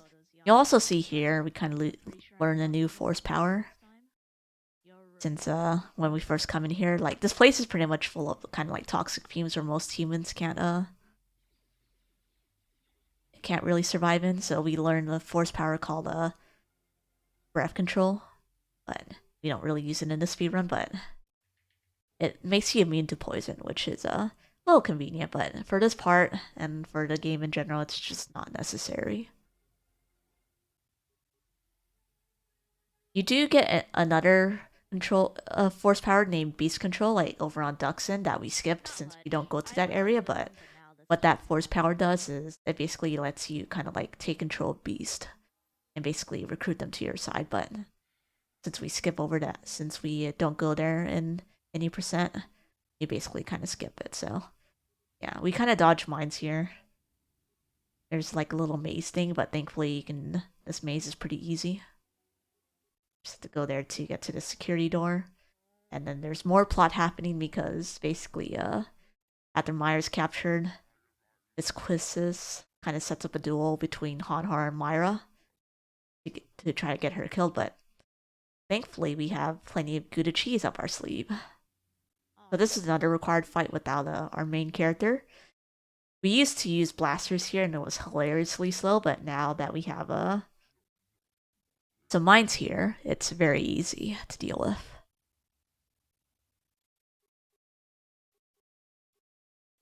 So you all can list your favorite kinds of cheese here to good effect here, and you're just gonna see these mines go to town. Oh yeah, actually I lied. There's two more parts where we use mines. And so now after we kill Hanhar, we have to get out of here, so we grab that key card here. We loot Hanhar for more frag mines, which we'll be making use of later.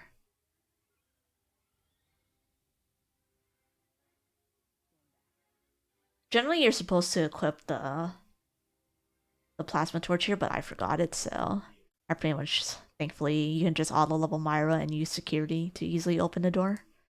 And then we easily get out of here.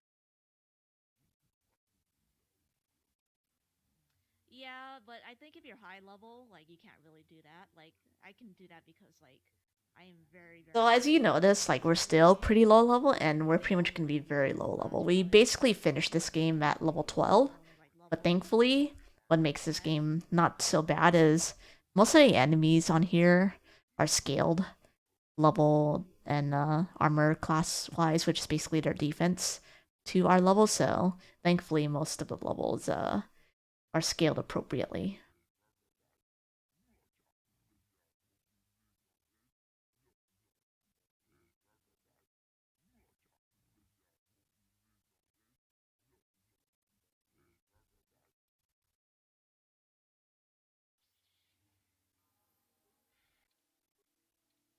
And so after that, we kind of still basically chasing after Myra, but you'll notice I equipped a random lightsaber on the Exile because or MC because just to make use of force jump.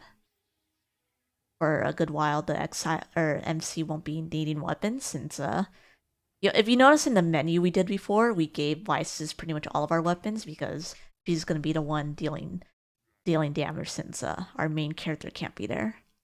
And so we go through a couple more plot points here. But we're kind of this quest kind of corners us, but it turns out he got betrayed by Goto, so they pretty much end up killing him. And then we get captured by Goto, as you'll be seeing.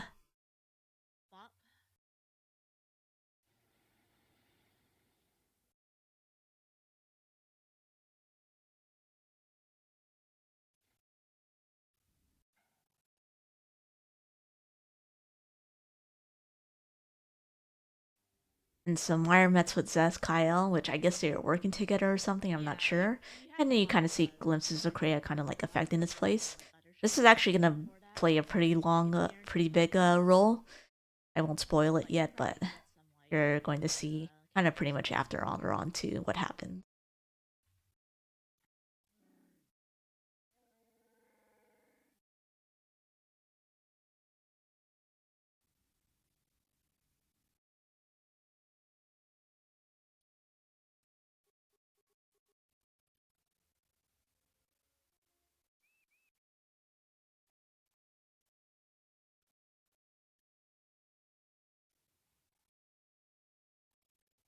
And so we have another kind of little side thing here with T3.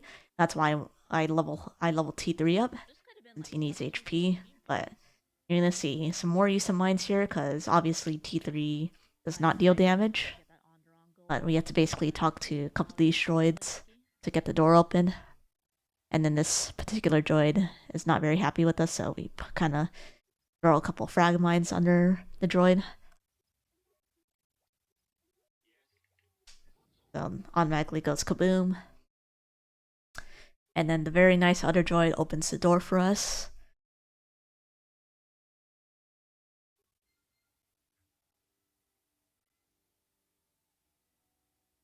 So while I don't explicitly mention it in the submission, I think when we do actual runs, I'll probably kind of talk in depth about what the what was filled. I could probably talk about what the restoration mod content kind of filled in plot wise for this game, since as you see in the normal game, since it was rushed by Obsidian because of some launch issues, they weren't able to like add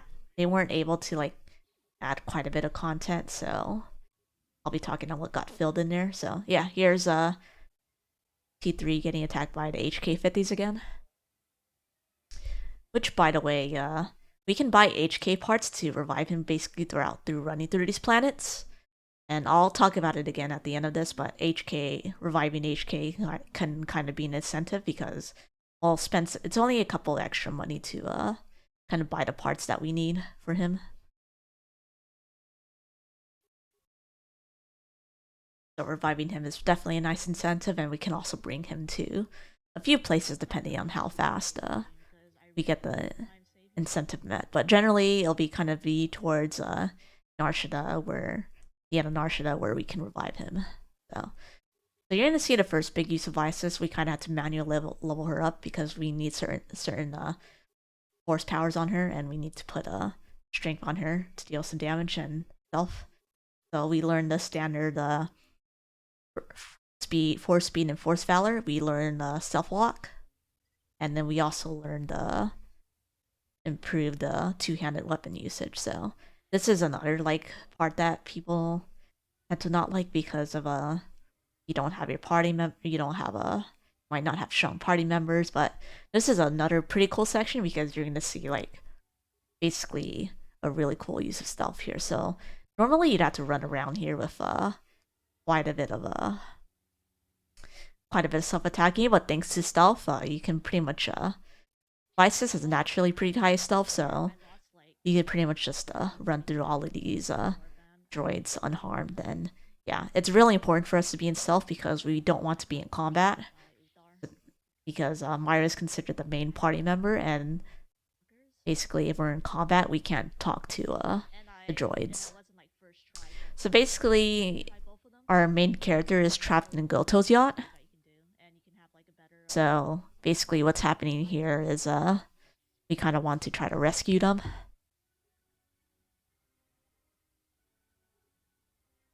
And you could save like a couple seconds from skipping the first Volcar encounter. And so we kind of had to go through like a series of like rescuing a bunch of droids to get these certain programs that we need. Yes, you don't. I guess you're secretly opening the door with your Jedi powers, whatever. So just generally this process, like, hey, we kind of need these droid processes. We can, and then once we get that, we'll be able to kind of like we use Myra to kind of like run through this place. These Goto droids like deal a good amount of damage, but thankfully Myra, with the help of some stims and energy shield, can tank them easily. They deal damage, but not that much damage. And so there's a big reason why we stay light side or neutral. It's because we go through a huge gauntlet of deadly frag mines.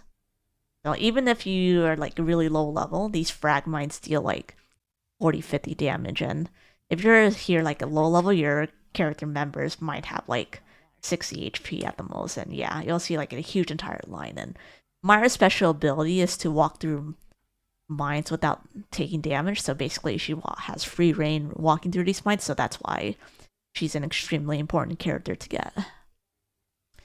But if it weren't for that, then we would try to go dark side to get Hanhar, because with Hanhar we can skip the fights with Myra, but basically because of this go to yacht section where we kind of have to like run around really dangerous places, it's just better to get Myra.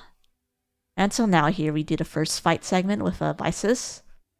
So Vices definitely is nowhere as good as the main character, but because she has flurry and she's generally not as accurate since she has much lower strength, but thankfully with the help of some of our items, we kind of just basically offset that. We basically just put all of our gear from the main character and put it on Vices.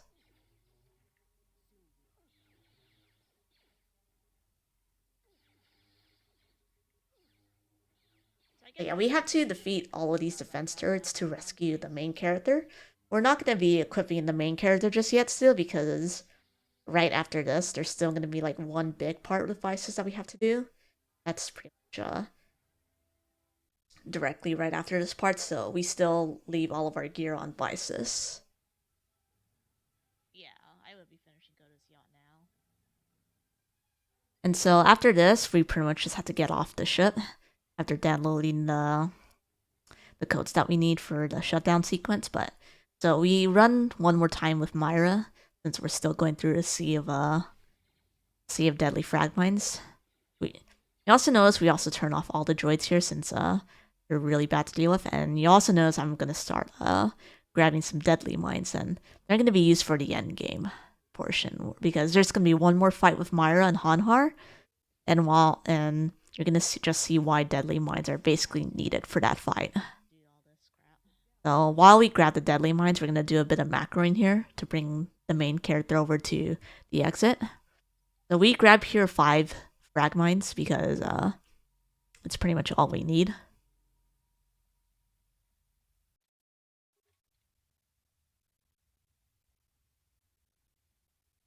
So being even with my PB is about as much as I can ask for right now.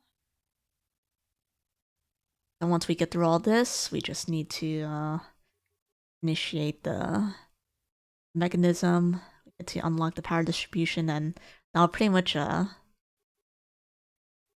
the main door to where we can escape. And yeah, that's the KOTOR section done. That's one of the kind of more stressful sections because you do not want to be caught out of stealth, because Vices by itself is not very strong. And then after this, we get to talk to Zez Kyle. He teaches us a new lightsaber form called Xian. So Xian's going to be useful for us in this part because there's going to be a lot of blaster fire that we deal with. Holy shit! The fact that I and in the late game, and we kind of use, and Xian form gives us +3 to blaster deflection, which is really nice for going through enemies where they're pretty much just shooting blasters at you. So that's Nar should have done. Hooray! So that's one of the more stressful planets done, since there's a lot of like little moving parts to it, and messing like some of the more major dialogues or actions that you do once can pretty much just like mess up your entire run.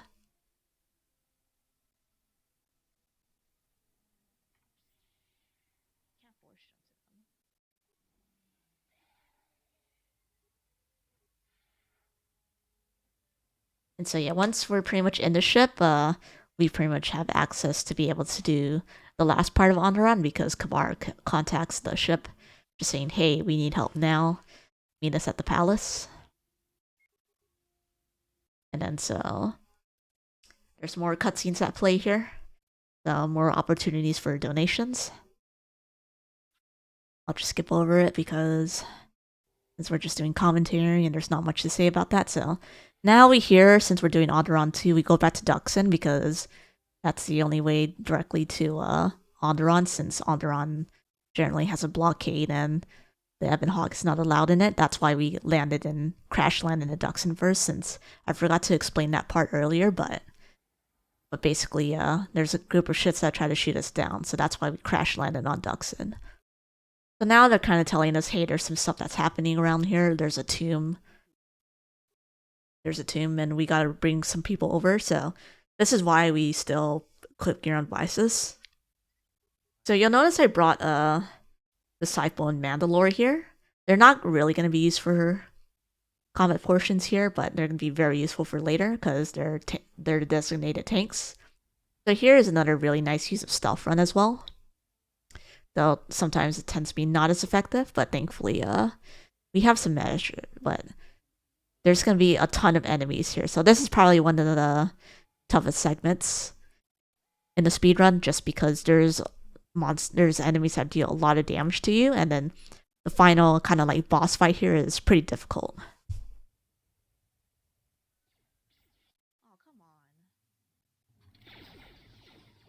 So you'll see here that I kind of lost stealth here pretty early on, but like I have enough kind of med packs to deal with it. That's why we buy quite a bit of med packs, and we try to make use of the energy shields, though I kind of keep them till later because we can easily dodge them. So yeah, we run through this first part since we don't need to kill anyone here. And then so here we kind of need to activate some gates here because they're kind of doing this weird ritual, and that's why we had this additional side party to kind of stop them.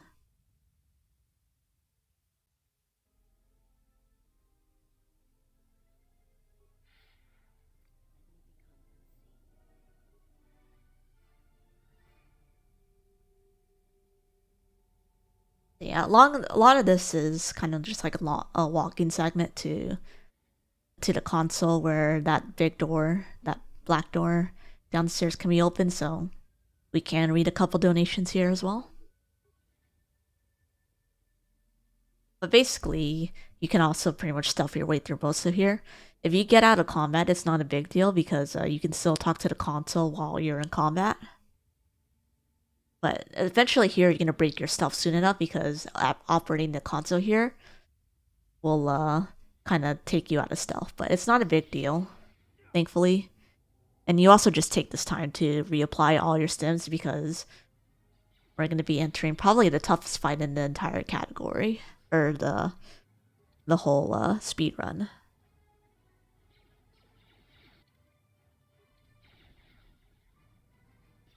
So yeah, in between running around, because it takes about a second to apply our stims, and we want to apply our stims because from the menu, because if we apply them like in game, like right now, we would have to deal with an animation, and that animation is pretty slow. So that's why for the most part, we prefer to use our items through the inventory rather than in game itself. So this is the triple Sith part 2. They were tough in KOTOR 1 at the end of the game, but these guys are much tougher. So that's why we take the safety save here. And this is why we brought Disciple and Mandalore, because Disciple and Mandalore are soldiers. They have a pretty high amount of vitality, and therefore they're pretty tanky. So we pretty much kind of brought them along so that they can try to soak as much damage as possible, because these triple Sith here deal quite a massive amount of damage to Vices. They can deal like around 30 to 40 damage, and Vices only has like 80 HP at best, so it's very dangerous. Fight, and if your fight goes bad, generally like you have to kite them around, but thankfully in this run, this fight goes pretty quick. So after that, that's the last combat segment that Vices has to do ever, so we make sure to unequip all of her items, which is very important. We also looted that Sith in the middle there for some Sith gauntlets, because those power gauntlets give you a plus 4 to strength, which is very good because we basically deal more damage and gain more accuracy. And we also looted a very nice short lightsaber named Reed and Nad's lightsaber. So that lightsaber is really good. Short lightsaber, it's really good because it has the pretty much the stats of a regular lightsaber, but with the accuracy. And it pretty much just deals quite a bit of damage for what we can get at this point of the game. So, and now we can put everything back on the main character since we don't need vices anymore. And we just take the first character who's in here. So this is also another dangerous quote-unquote non-combat portion because there's a lot of enemies in here, as you're gonna notice. So we auto-level Kreia and Atten here because they can die and it's really annoying. So we basically just run through these enemies.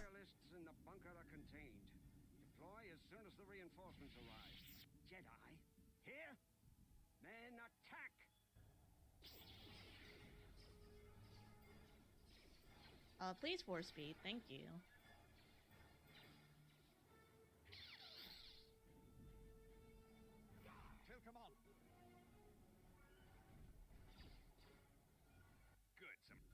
Alright.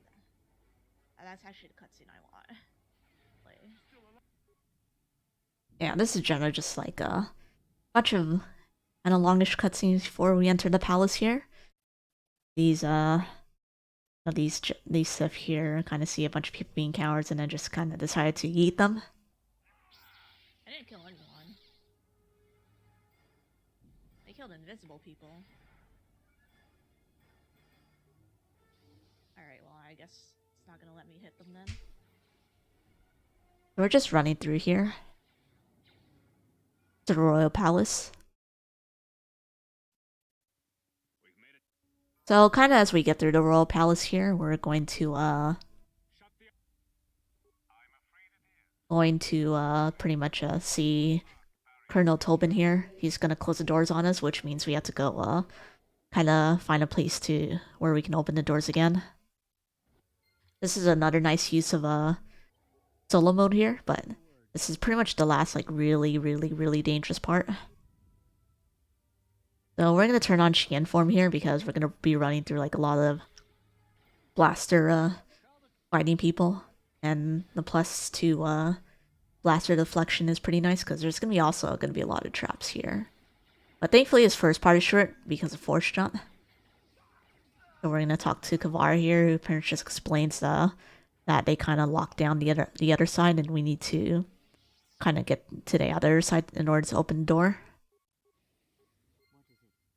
So now we take Kreia on her last kind of the usage of Kreia in the game. So this point is pretty dangerous for Kreia because she's going to be running through a lot of enemies. These enemies can also stun you. They tend to stun you quite a bit and deal a lot of damage to Kreia because these enemies are generally like pretty high level. So they can do a lot of damage. So that's why we pretty much keep the energy shield equipped on her so that she absorbs as much damage as possible. You're gonna see like 10 people in this building. We're gonna get stunned. Like really unlucky. So basically don't really have a choice but to heal up because you're gonna see Kreia's HP go down quite a bit here.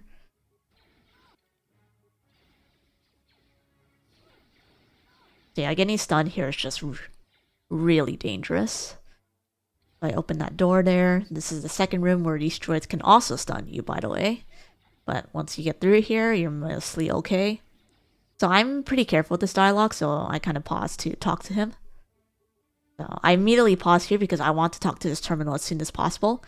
And if I get into combat, that means I can't talk to that terminal.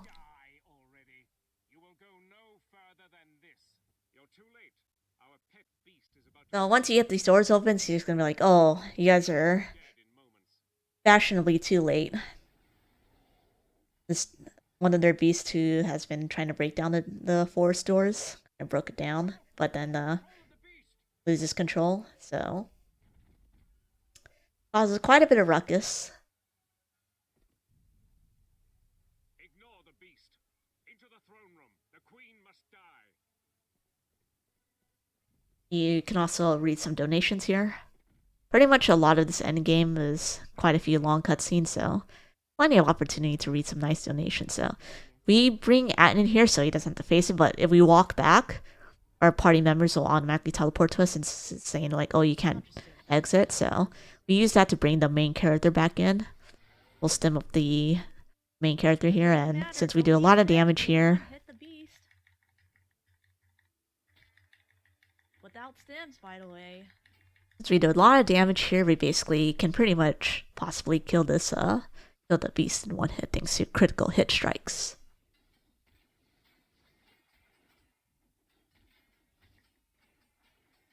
So there's some pretty cool fights that play out because it's basically like kind of like an all-out war between one of the military captains versus the Queen Talia, who's the royal ruler of Onderon.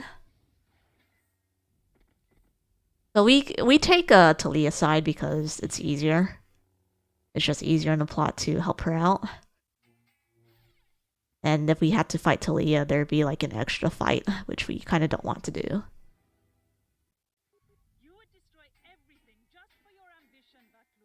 So this plays like a pretty big political battle.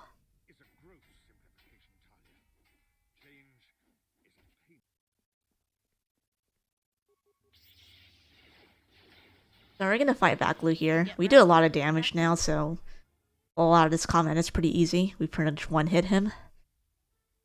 He's considered down when he goes down to around like 30-20% HP, I think. We're also gonna kill him. Just because this cutscene plays out a little bit faster.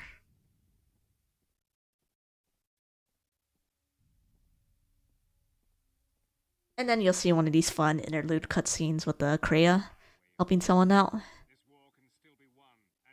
I believe what happens here is Kreia kind of informs tells Colonel Tobin to go help to go inform like one of the big Sith about what happened here. So yeah, you'll find out why Kreia's trying to like draw certain people towards the Sith here in a second. Kavar also here teaches us the Juyo form, which is the best form. And you will find out why Juyo form is the best form, because Juyo form gives us some nice attack bonuses against a single opponent, and it gives us an extra attack. So pretty much with Knight speed and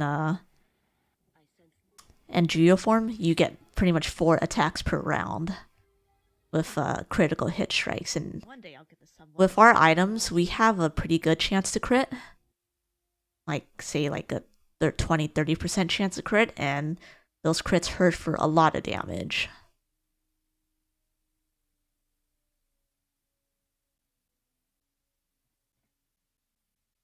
So we're pretty much set for the end game, and you're gonna see at the end game we're gonna be doing a lot of damage. Also more cutscenes here. We are done finding all the Jedi that have kind of like hidden themselves. So now they've agreed to gather back to Dantooine, where the original Jedi Enclave was.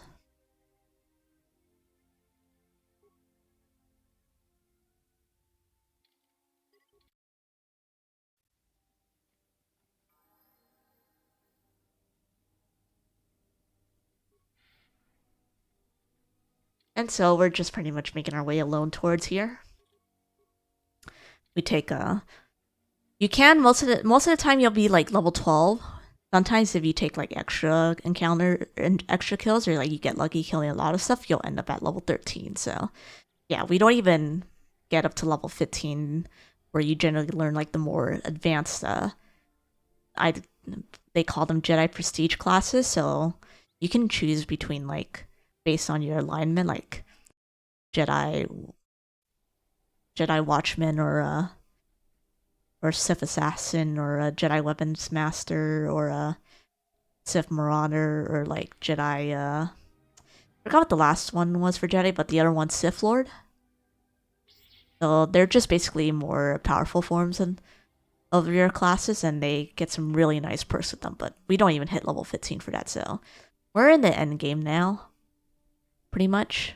We're starting it out. The Sith Masters have all gathered up. There's also Kreia kind of sneaking about in the back here.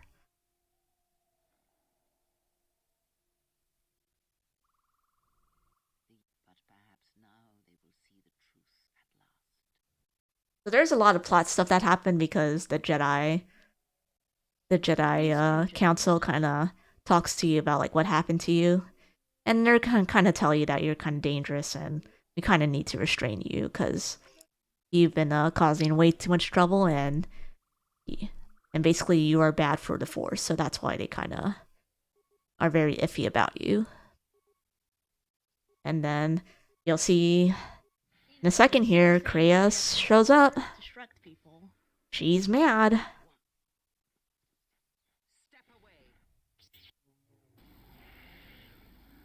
She basically goes what I like to call Super Saiyan. Super pissed. She kills them all in one hit pretty much, and then she goes off to presumably talk to Atris.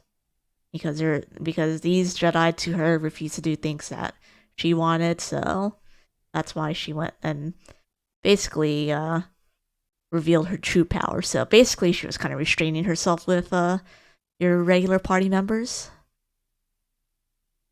Also by causing a lot of like hidden trouble with your party. And so Atten and Disciple talk to you, but you don't really care. You fly off to the Polar Academy.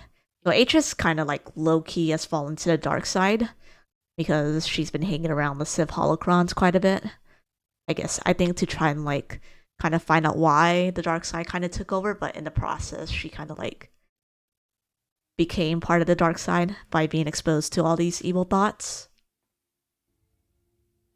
So I believe what happens here is like she kind of kills all of her handmaidens. That's also why you have the extra, like we don't choose a male exile because you have with handmaiden you kind of have to fight Atris, and because Atris you can't really deal damage since you probably won't build up a handmaiden for the battle. You basically just have to let Atris kill you, but it's still a couple extra cutscenes to be played, which in Glitchless makes a huge difference. And so now here you also gain a new power called Force Enlightenment. What Force Enlightenment does, so you get this if you're light side. If you're dark side, you get Force Crush. The Force Crush is kind of like Force Choke, and I believe like a very high damage Force Choke. But Force Enlightenment combines the effects of Force Speed, Force Valor, and Force Aura all at once. Also, yeah, you'll see pretty much what that we basically one-hit Atris. I also equipped the ropes that we got from Onderon too because it gives us more of a force power pool. Beginners will probably stick to the Jiao Shay armor because it gives you more defense, but for this part I kind of want as much force points as I need. But yeah, basically Force Enlightenment is pretty OP and we'll be using it pretty much for the rest of this game since it combines all three, aside from quick cast of Night Speed, since Genesis crystals or Bulba? Bulba. For any parts where we don't really do combat. So now there's gonna be like a big attack on the Citadel here. We pretty much just kind of like run through here because we don't really need to fight anything because we're kind of rushing to because a ship called the Ravager started attacking a whole bunch of places. So I'll explain one of the big, the other one of the big three. So Darth Nihilus is kind of like a Sith Lord that kind of like eats planets. So like he kind of like feeds on the Force. So he picked the Vices like on a planet called I think the Miracula planet, but basically he basically blew up that planet just to absorb the Force from every single one of them there because most of them are Force sensitive people. Alright, let's hope we make it through. And so now he's kind of come to attack the 15 minutes without glitches. the Telos station here, or Telos station here, so causing a lot of ruckus. So this is also the bathroom break of this category. This is a 2-hour unskippable cutscene, where it's a pretty cool cutscene to watch casually because it's just Mandalore kind of like walking through the fire, looking really cool.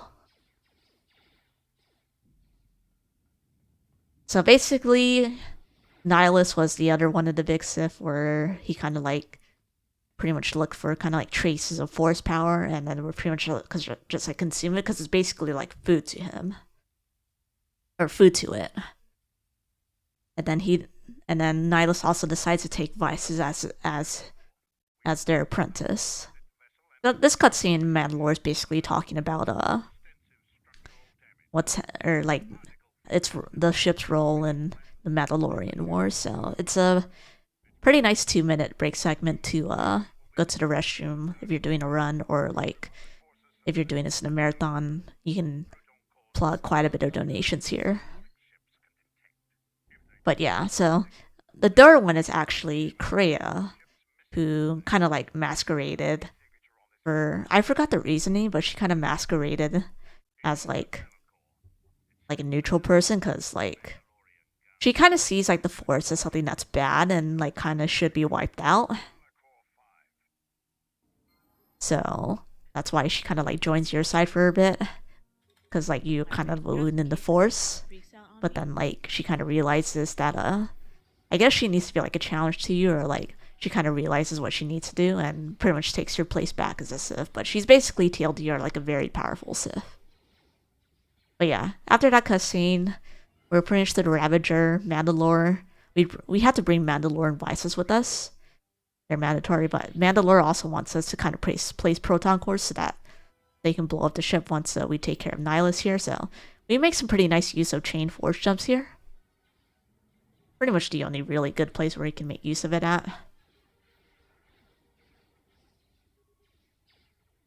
So we pretty much just run around placing all the proton cores here.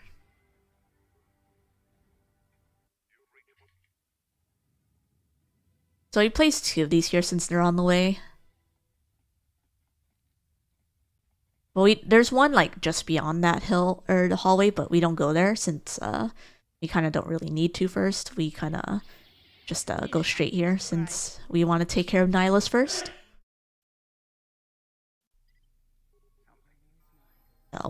So it's not like a huge ship, but since we can get through it pretty quick, rather quick. But yeah, there's a lot of enemies here, so like you do tend to take a decent amount of damage, so that's why I take the time to use a couple of med packs here for safety. But you can make use of force jumps to kind of like get around as fast as possible here.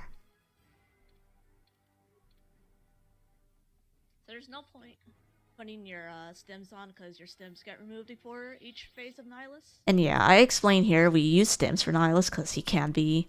But I will do that. He's not like a tough fight since he dies pretty easily, but he can troll you with force powers.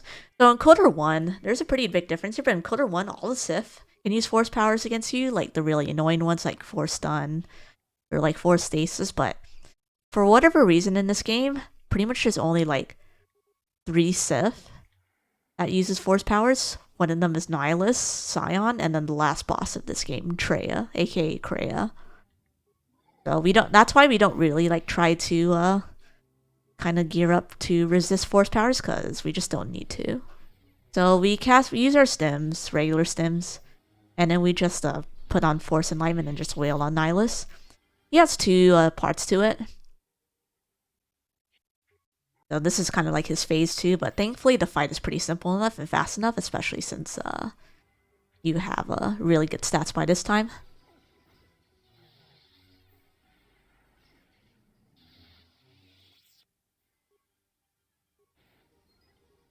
After that, you kind of do like this cool walking away cutscene, but we're gonna skip most of that. And now with that, we only need to activate the proton cores. The last 3 remaining ones, so we pretty much just need to quickly get out of here. Oh, god damn it, that's not the one I want to hit.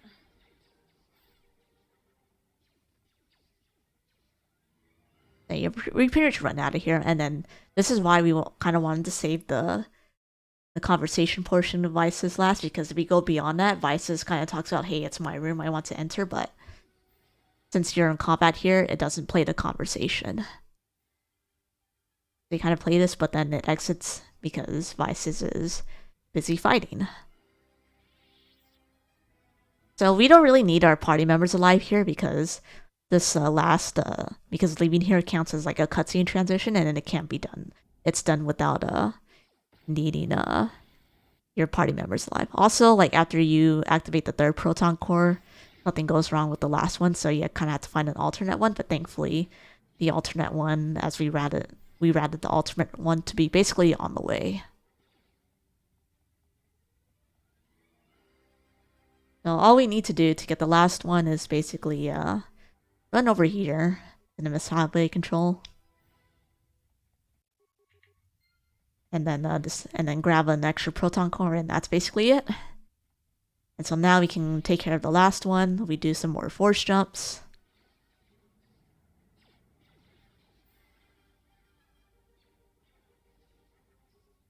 And then once we do that, we can exit the Ravager.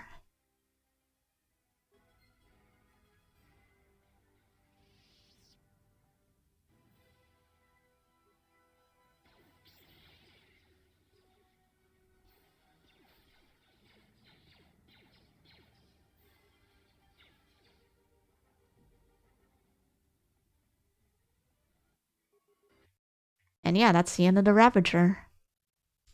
Yeah, so I saved time on... So there's like some split variants depending on when I level up.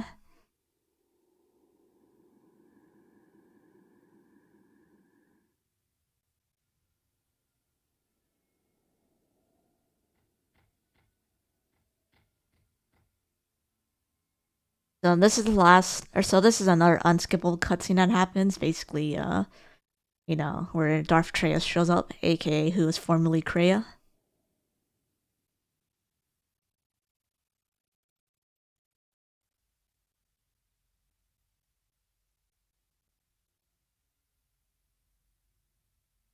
So this is kind of like Treia's grand entrance. He kind of thinks... So we have... So at this point, we now have fast text, so you'll probably see like most of the text like advance really fast. It's not a big issue. It's a legal glitch too because it's kind of based on like how long you've been playing the game.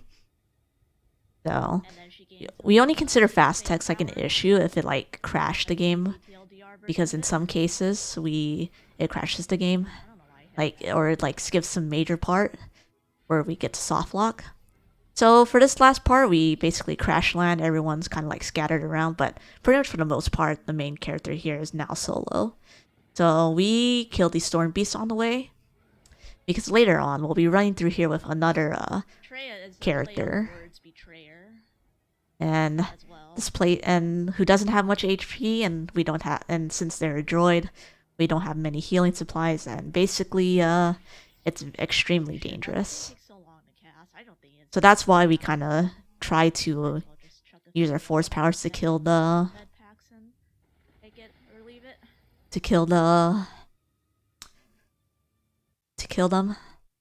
so that we have as safe as possible path. So yeah, you'll see kind of like a preview there. That's also why we gathered the deadly mines, because of that fight is very hard to kill without like some form of cheese.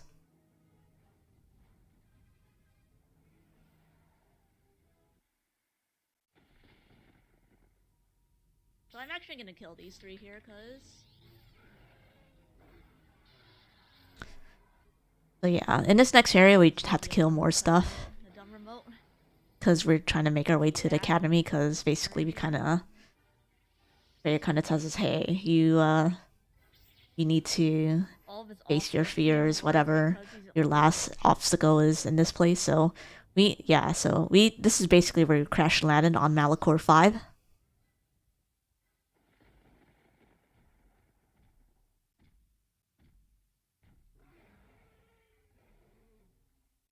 So we fight a little mini boss here, but we're just gonna cast Force Enlightenment here, and yeah, we're now doing a lot of damage. We almost one-hit it. If I had a stim.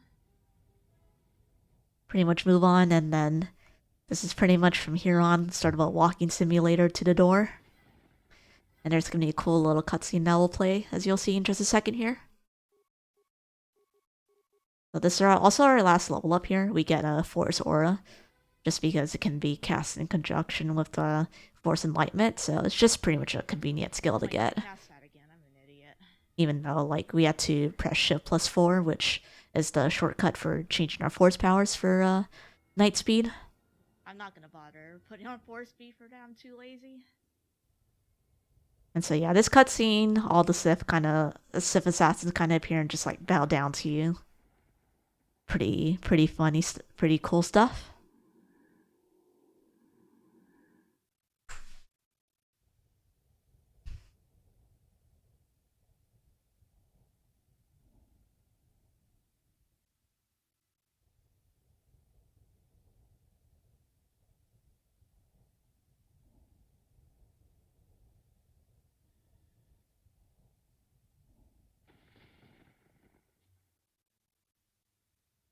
And then yeah, this is another infamous fight.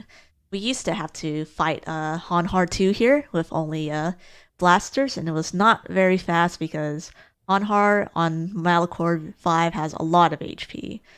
But thanks to some ingenious cheese with some deadly frag mines, we can skip this very annoying segment because, especially because Myra just not a Jedi, of course, and it's very slow to kill. So yeah, excuse me. That's on hard too. So this is the next really important, annoying part that I mentioned earlier. This is why I took the time to kill all those Shadow Beasts. We basically had to run through this whole thing again with Baelder's remote. So if you don't know, Baelder kind of has like a remote that he built that follows him around dealing like a bunch of mechanical tasks. So Baelder has kind of tasked the remote with activating the mass shadow generators, which once they're all activated, they're eventually going to completely blow up the planet. So Baelder's kind of trying to like atone for what he did to build this by destroying like basically his past, or basically like the past bad stuff, which pretty much comes into the form of the Malachor 5. So that's why he tells the remote to kind of like do this as a last stand. So this part is pretty dangerous because you don't have that much HP with the remote, and the Storm Beast, they deal a lot of damage to you. Like they probably like will be able to kill you in a few hits. So that's why you basically want to be as careful as you can. And especially in the speedrun, you only maybe have around like 3 repair kits allocated to like heal up. So this first part isn't as dangerous since generally it's easy to kill them on the way, but in the second screen, like you'll notice I killed like a trio of them. If I didn't kill them, I would have to deal with the trio of them, and then there's gonna be 2 more Storm Beasts that show up, like near the last place, or near second to last place that we need to activate the mass shadow generator. And in testing, I have been trapped there before, and you pretty much just instantly, it's a death sentence. So that's why you want to pretty much be as careful here as possible. So yeah, it's not, so if I had not killed them, yeah, if you see like they like remote only has like 150 HP, and those storm beasts deal like 30-40 damage to you. So not a very fun thing. So once we get through that last part, this last part here is pretty much for the most part smooth sailing. And that's pretty much the last really, really sketchy part.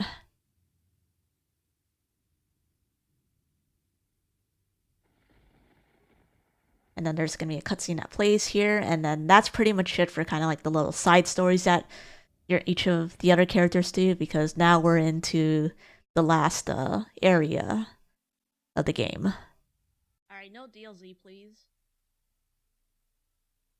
Not on the last stretch of this run.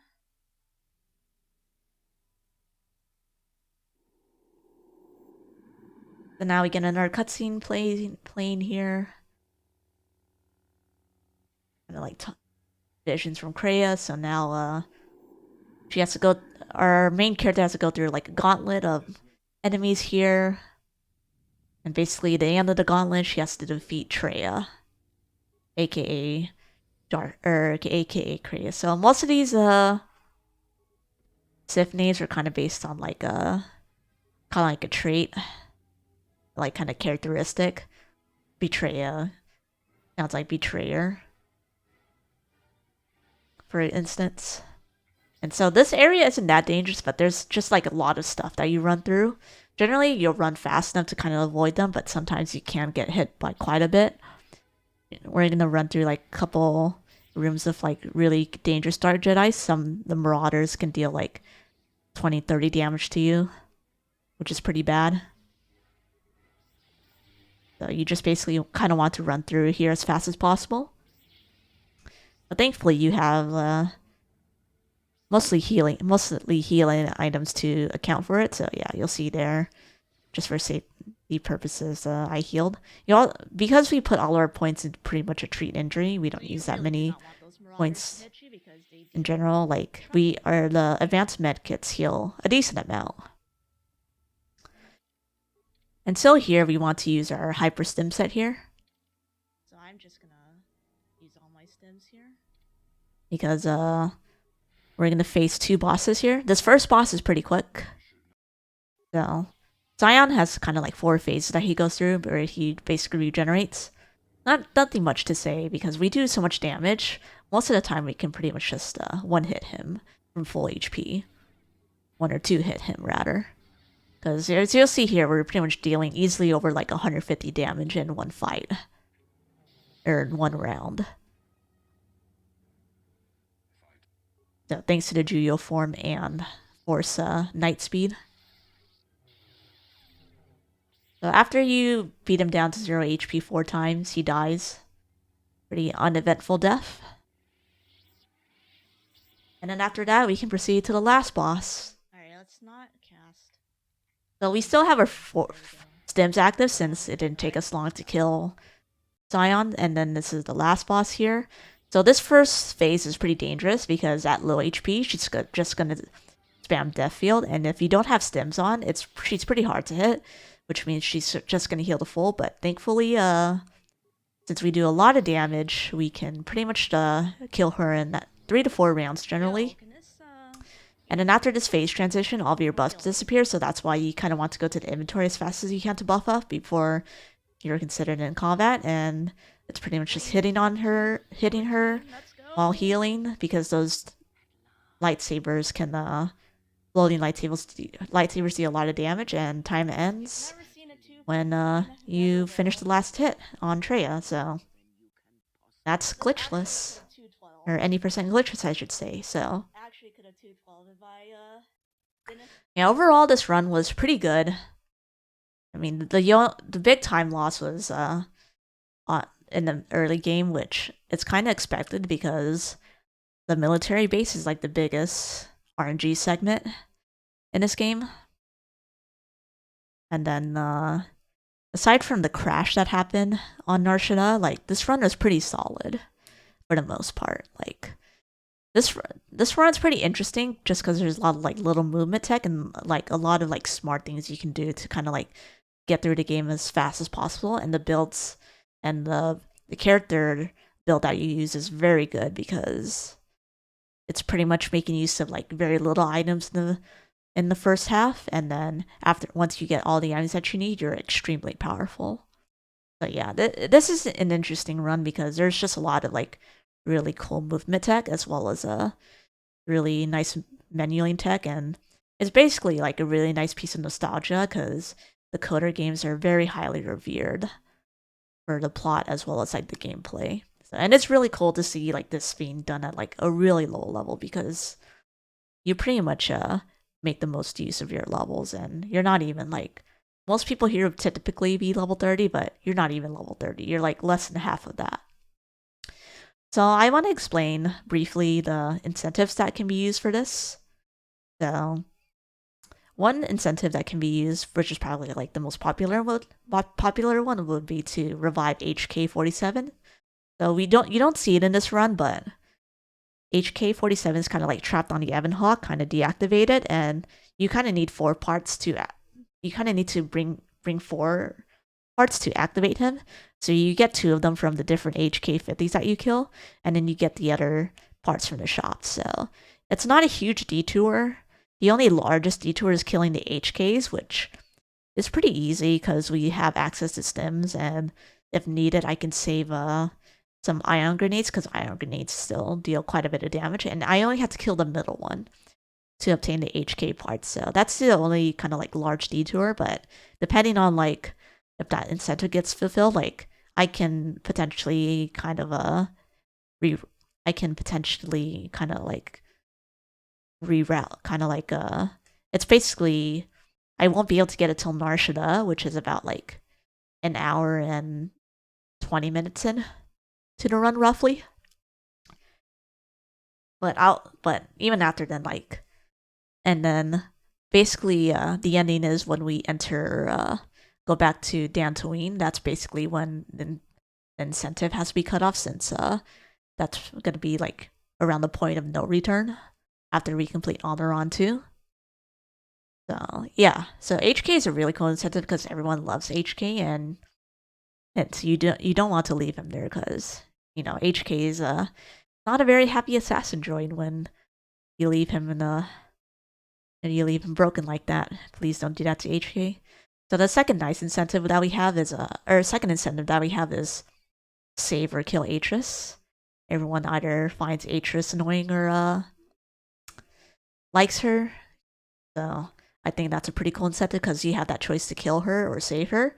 I originally unfortunately, killing the Jedi, saving or killing the Jedi Master isn't really an option because in the speedrun scenario where we don't have an automatic one hit kill blaster as the other unrestricted glitch categories have, so it's very hard for glitchless runs to basically kill a Jedi. Like I've tried to kill Rook at lower levels and it's just not possible. So that's why I cannot, unfortunately, can't offer that incentive. There's also possible incentives like lightsaber color. You can buy quite a few lightsaber colors. I can also reset at a shop till we get a lightsaber. The rerouting for that won't be too intense, though. The coolest thing that you'll probably see is just like the silver lightsaber, as that's when we kind of attain full power. And yeah, that's basically it for the incentives we can offer. So yeah, this is a pretty cool run. There's lots of opportunities for donations because of the amount of cutscenes at play, and there's just generally like a lot of nostalgia factor into these runs. So it's really cool, and I would love to be able to play it at your marathon. So thank you very much for listening to this whole thing. I know this is like a near 2.5 hour commentary. I hope this was pretty informative for those of you who are wanting to watch world record commentary. So I do KOTOR speedruns. I do like varied speedruns, KOTOR speedruns, Octopath Traveler speedruns, and Pokemon speedruns. And there's a couple more places like Mass Effect that I'm hoping to branch out into in the future. So if you like the content, feel free to watch. Feel free to kind of subscribe to this YouTube channel or like I don't really post much aside from my PBs or like commentaries, but the best way to kind of like find me is basically on Twitter or my Twitch channel, which will be linked below. All of that stuff will be linked below. I generally will stream the majority of my speedruns on Twitch. So thank you very much for listening. I hope y'all have a nice time wherever that time of day is, and thank you very much.